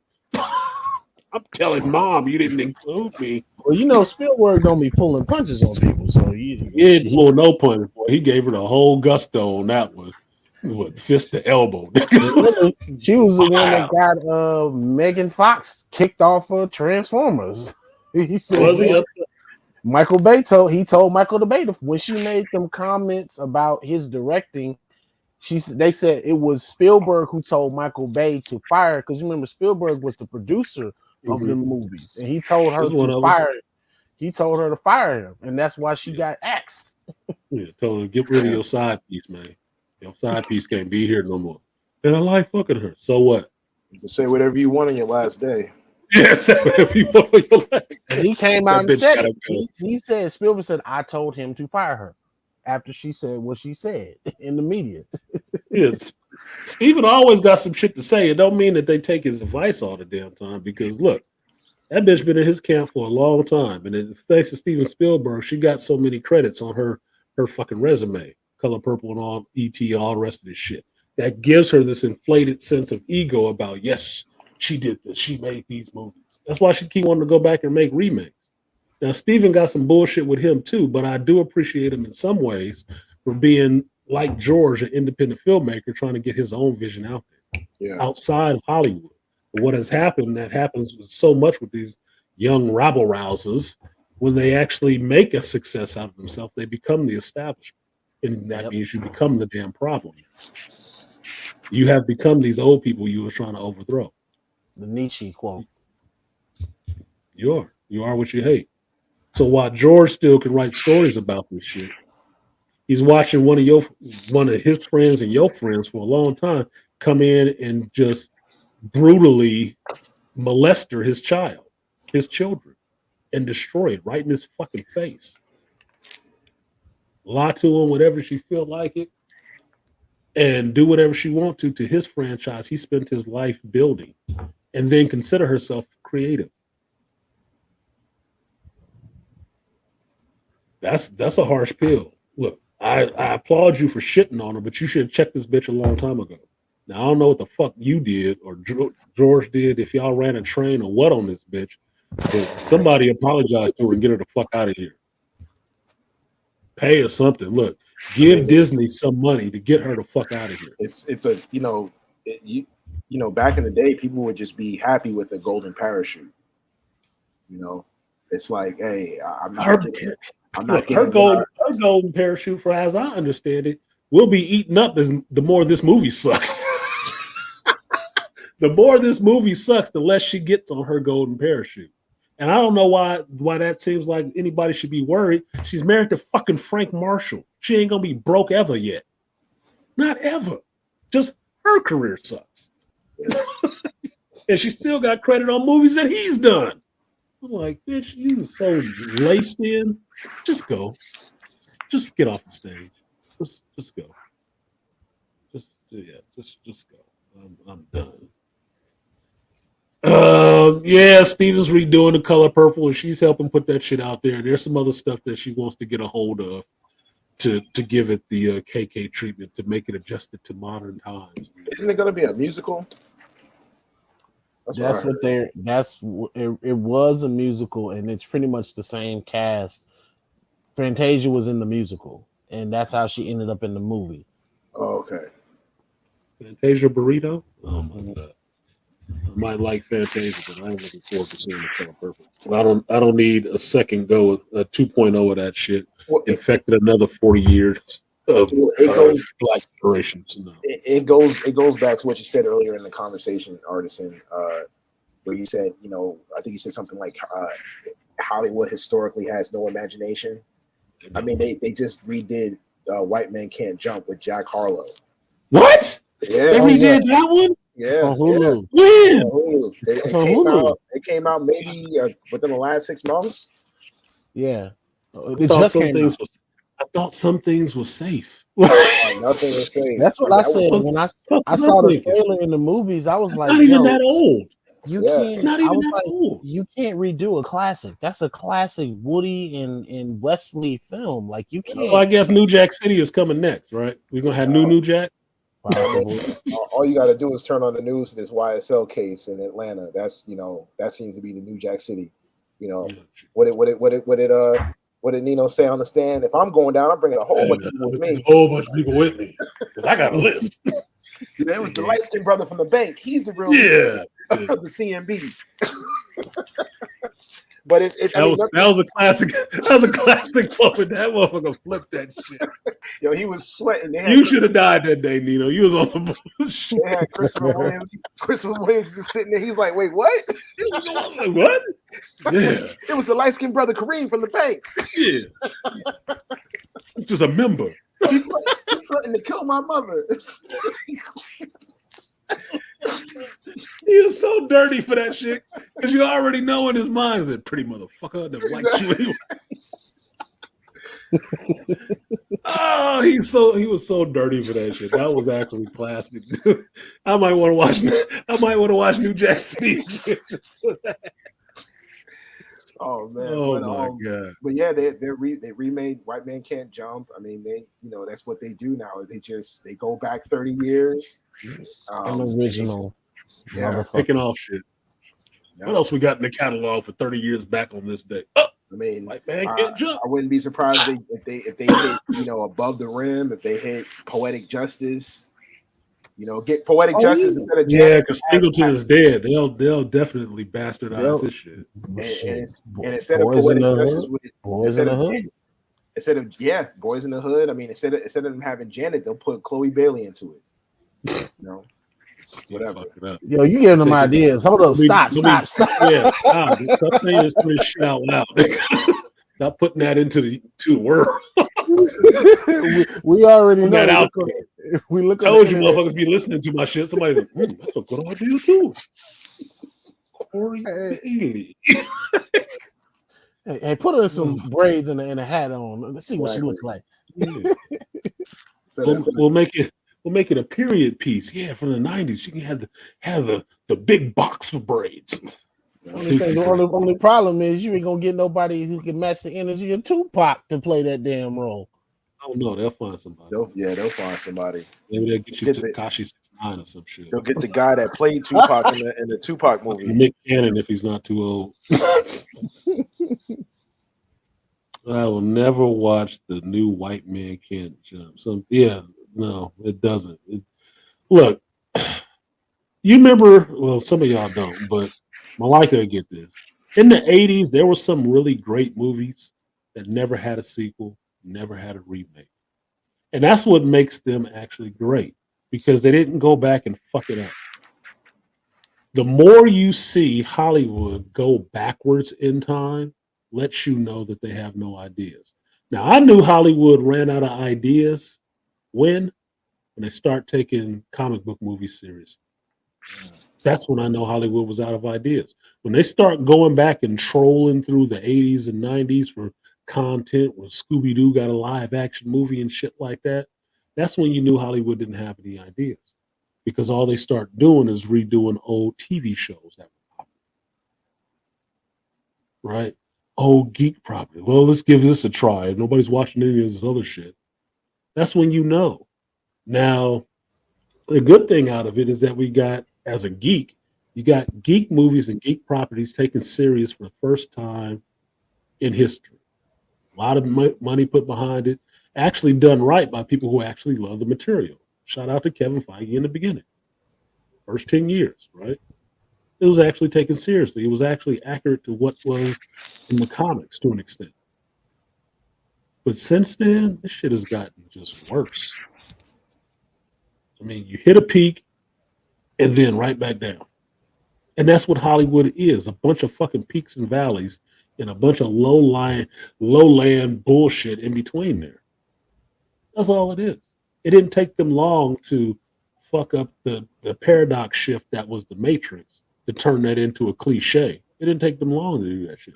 It's like we were just pointing out, yeah, the Matrix hit, so nobody was looking for stuff like that. And Hollywood wasn't doing anything like that.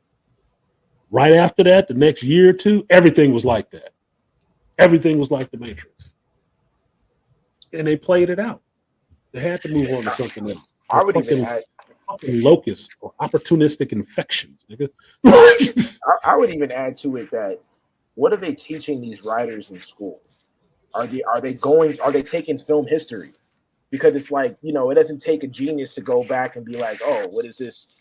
Like imagine them remaking, like if they did remake New Jack City, like they didn't have a black film studies class where it's like, yo, this is a classic film, Ask Dr. Tia-san, you got diversity studies class. It ain't just black, it's just diversity. It's diversity. Always viewed through the feminine lens.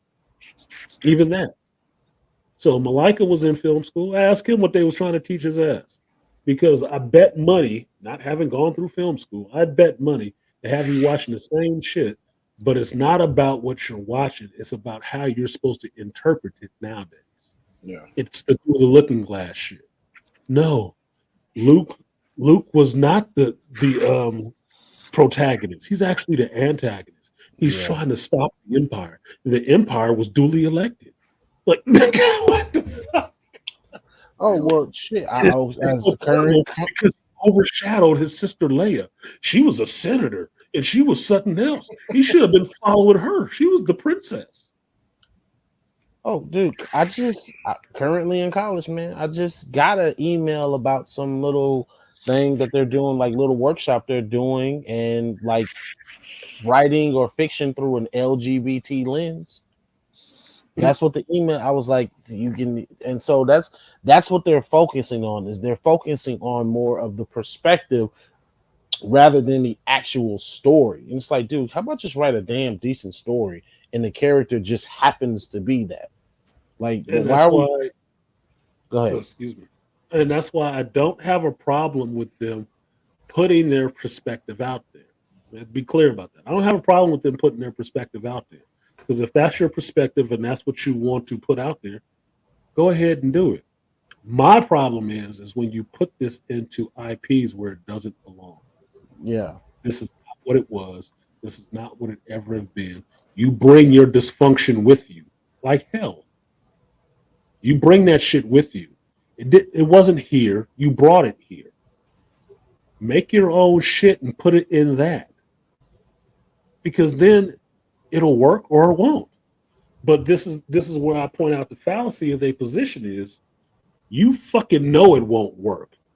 That's why you won't make your own shit and put it in there. You won't create your own characters and put this in there that this is the character and who they are. Because you know it wouldn't work and nobody would fucking see it. But you're more than willing to get into somebody else's IP that they've built up and wrap your bullshit in it and then put it out there. Because you're using that IP as cover for your bullshit. Well, right. they're just racist. They just hate women. Your shit sucks. Just that. It just sucks. Why don't you go back and write something better? Or make your own. Because I don't know. It's the most American thing I understand is you got a better idea. You do it your fucking self. Mm-hmm. Then you ain't got to share with nobody. Then you ain't have to split it. What did fucking Zuckerberg do to get Facebook? Hey, these guys got a good idea, but they don't know how to make the shit work. I do. Fuck you. Facebook it is. Jeff Bezos. Yeah, Amazon. Anybody? Yeah. If you got a better idea, you do it your fucking self. And you put it out there and you get paid.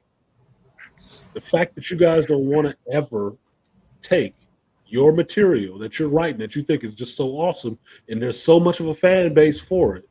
The fact that you won't take it and make your own IP proves you know it's bullshit.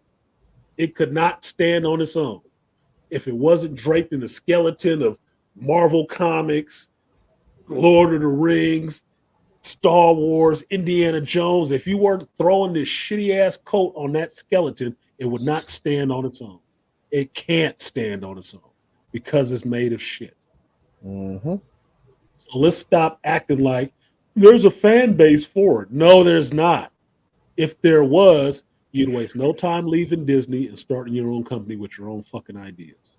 Niche audiences. Niche audience would pay you hand over fucking fingers. That's what the Star Wars universe is. A niche audience who has grown in popularity over the past 40 goddamn years. A cult Why don't you following. spend the time and do it?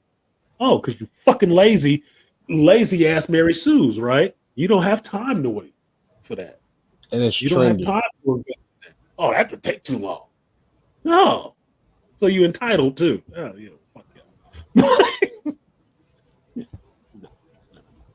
But Malika say, artisan, film school did have some great teaching, but they did force agendas on you, covert and overtly. Oh, I believe it, Malika. I believe it. I believe you, brother. I just wanted you to say it yourself because I hadn't been there.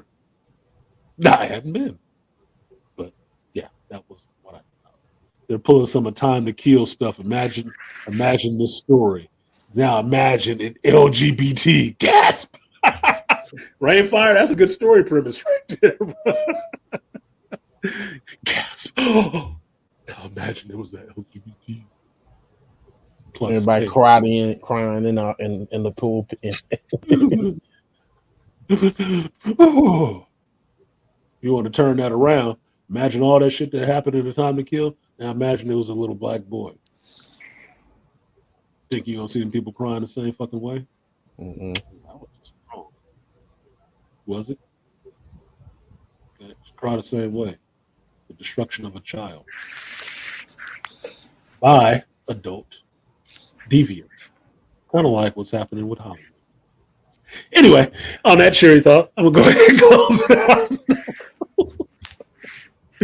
Come for your kids. Come for your daughter, Chuck. You guys got some final thoughts so we can pull up on out of here. I already said mine. It's Pragmatic turn. Yeah, I said mine. Okay. It's Pragmatic's turn. All right.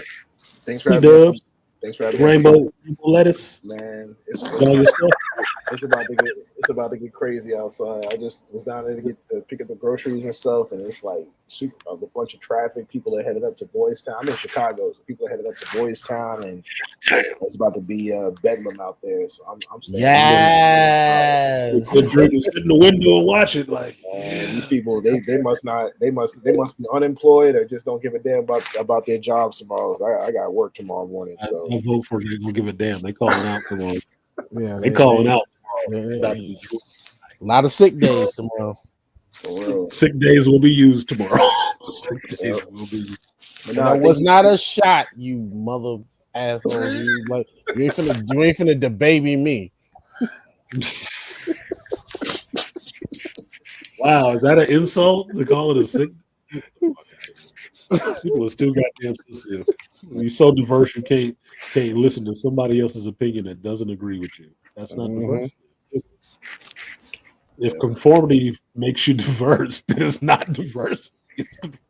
It's conformity, you dumbass. Pretty much. Well, they're idiots, man. They don't read.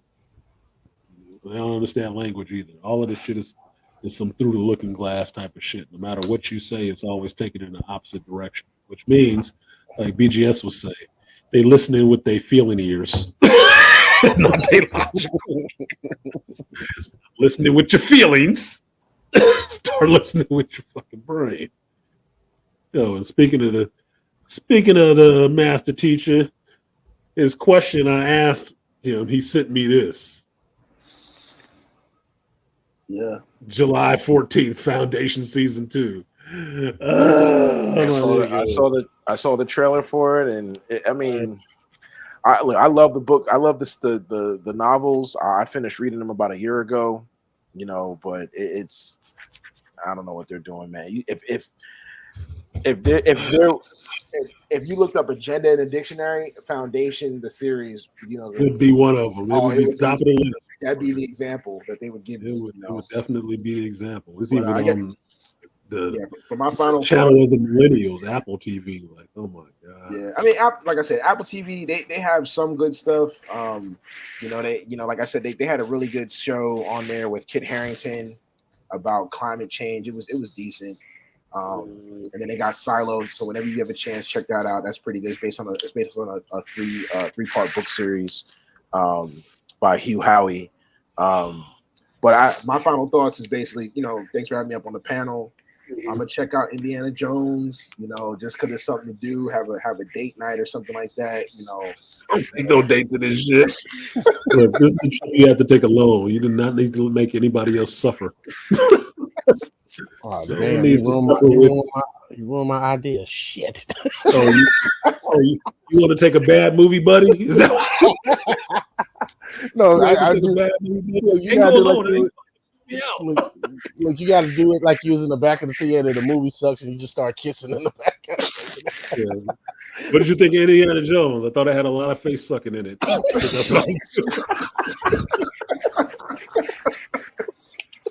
got extra butter on my popcorn. It's like, it's rated R. No, it's PG-13. PG-13 for y'all. Back row, it was rated R, nigga. You got extra butter for both of us. what's that sketch in Chappelle's show when the guy he cut the hole in the bottom of the popcorn bucket. Mhm. You get the extra butter. Oh man. You know, man, No, look, if you take somebody to see this movie, take your opposite sex partner probably the same age or a little younger. Why? This is why. Obviously I'm a dude, right? If I go to see this movie, I'm going to be looking at it in a particular way because I'm a lesbian, I'm not gay. So if I wanted another opinion on this movie, I would take a female with me to see how they interpret what they're seeing from the movie as well. Now, I wish I had some contact. I hadn't talked to her in a while. My fucking flaming liberal feminist friend. I wish she was around still, so I could take her to see the shit. She could actually be fair. She could actually say, "Look, this is too much. They're going way too hard on this part." She'd be interested to watch this movie with, because she'd go in. White chick became feminist. Yeah, she would go in on the movie if it sucked ass. She really would. But she would also point out the other shit, like, yeah, I like that, but look, yeah, you can down talk them, but you ain't got to down talk them that bad. I mean, she at least be fair. Feminist. Kind of a reasonable feminist, because feminism is new to her, right? She'd kind of be reasonable. Otherwise, I don't know. Some people might not get this shit. Some people, you really want that other side of the brain, interpreted in this stuff for you to see what's going on with this, because some of this stuff is going to hit differently with females. It is. And some of them, given if they're of a certain age that this is supposedly geared for, they might love all of this shit. And that's important for you to know, because these are the chicks that you might fuck. You need to know these things. You need to know these things. Like, ooh, okay, so your whole age group is out of the dating pool. Like, God, I didn't do that. We took a movie to show me. So that might be interesting if you can get that feedback. Me, I'd use my daughter. If she goes to see this shit, which she probably not have any real connection to Indiana Jones outside of seeing it at the house a couple times. Right? She might not have that much of a connection. So she'll watch it and just be analytical about it. She'll at least be able to explain to me analytically what the hell she got from it. She's articulate in that sense. Yeah. So she's like, yeah, I like this. I didn't like this, whatever. But that's if she even give a shit about seeing the damn movie at all. Otherwise, I'm just gonna have to deal with me and my internal Selma and what she thinks. And she might be sitting there thinking like, my anima and be like, some bullshit. That bitch is stupid. I think at this point, I mean, I watch some of these things and it's just something to watch. I notice like the agenda and stuff. I just kind of like, it is what it is. It's just, I forgot what the last film I saw in theaters. I can't even remember it. It wasn't Flash. It wasn't. It might have been. No, it was Across the Spider-Verse. Across the Spider-Verse. Yeah, that was the only way you could have seen it. Yeah. But I'm gonna watch good shit. I gotta steel myself to go watch this in case it's really just deplorably bad. So I'm gonna go watch some good television. Yeah, I catch myself, watching, like, I've been watching, Superman the animated series. Just having that on, because it's like I remember watching that as a kid. All the episodes are on Max. I'm gonna watch this, because it's like it's decent animation. It's simple story. It's crazy. It's to the point now where I end up watching older stuff because it's a lot better than what's coming out now. Yeah, that's how you know.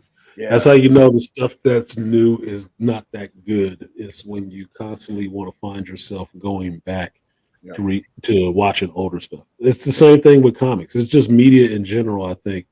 You know how shitty the music of your day is when you constantly go back and listen to old stuff. Yeah. You know how bad movies are when you constantly go back and watch old movies.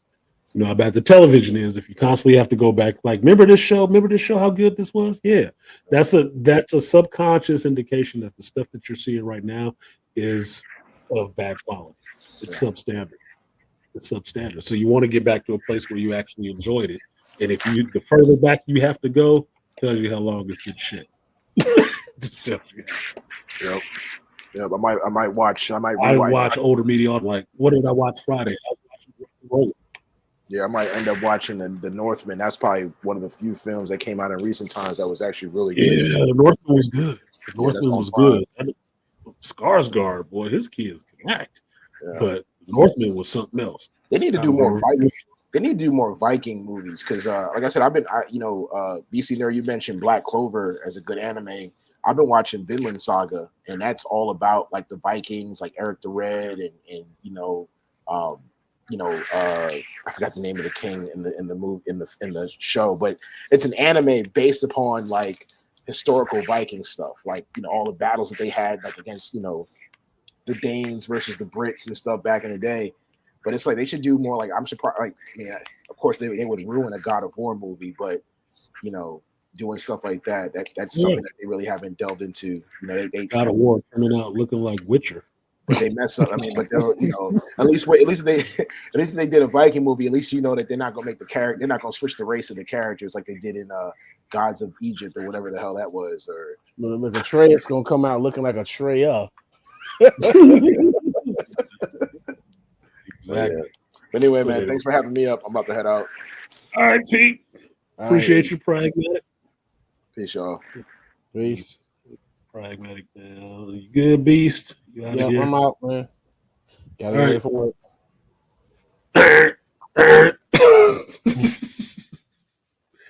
All right, that was Pragmatic Prime and Beastly Nerd coming up. I guess my like is still at work. Thank you guys for coming through today. I do appreciate the brothers for coming up and sharing their voice. I do appreciate Pragmatic Prime telling me more about that whole sub debacle. So now I got to go back and read more articles on this destroyed Tinker Toy and see how terrible that shit was. That had to happen to some folks. I did not get into the whole Dr. Umar shit because bigger YouTubers than me did a better job of saying how fucking stupid he sounded with some of that stuff. AM stream, BGS's stream. I think even AB had a stream about that shit. Other people have talked about it better. And I would just say this. Yes, Dr. Umar is the modern day equivalent of Jesse Jackson or Reverend Al Sharpton. Do I think he is on point as a school psychologist? Yes, he is. And as a psych major, if I was going to go into school psychology, I would want to talk to him, and I would actually give a shit about studying with him because he would actually be able to point me in the direction to do stuff to help young black boys in school. He would. He knows all the ins and outs of that shit. This dating game, this relationship stuff. Everybody has an opinion, but everybody don't need to be listened to. It really doesn't.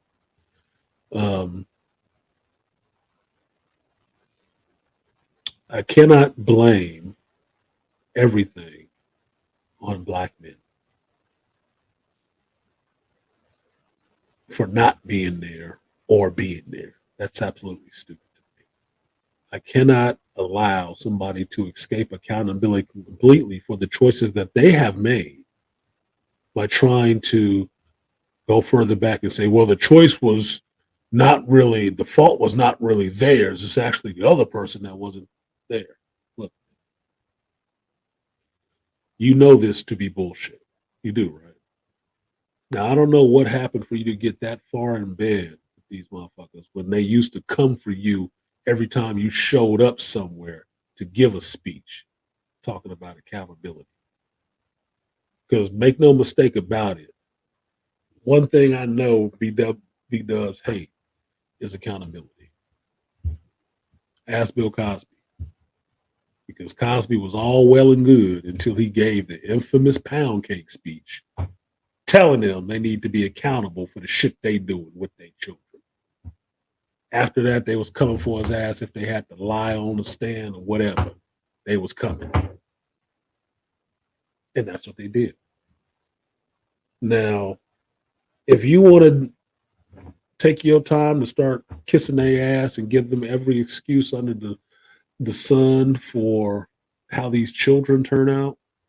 Look, you can waste your time blaming the person that wasn't there all you want to, but it doesn't escape the responsibility of the person who there has in doing the job correctly and the results that come from them not doing the job correctly. It doesn't. When you do that, it's a disservice to them more than it's accountability thing for the man. You discount them because what you're saying is they couldn't do it anyway, which means, in effect, they don't need to have these kids to themselves. They don't. If they're not responsible for the results and they can't fucking do it, then they don't need to have these kids. They don't need to be left alone with them, then apparently. Then it sounds like you need to be giving the children, if there are any children, to their fathers, since ultimately we're the ones responsible, there or not.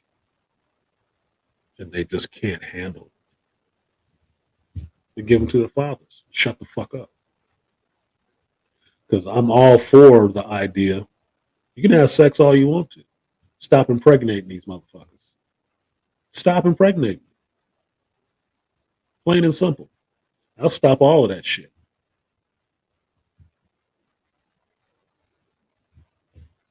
So I'm for that.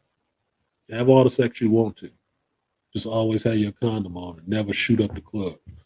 Because like I told you, the old Asian dude told a friend of mine, chicks get it in the face. Stop shooting up the club. She ain't your wife? No. Have all the sex you want. Just play safe.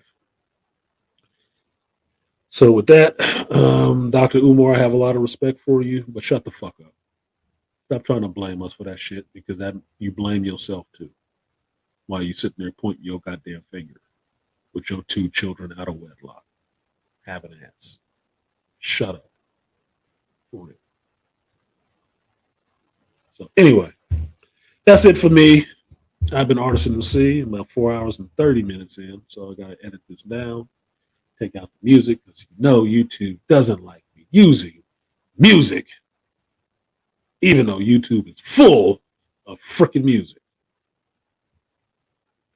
They don't like me.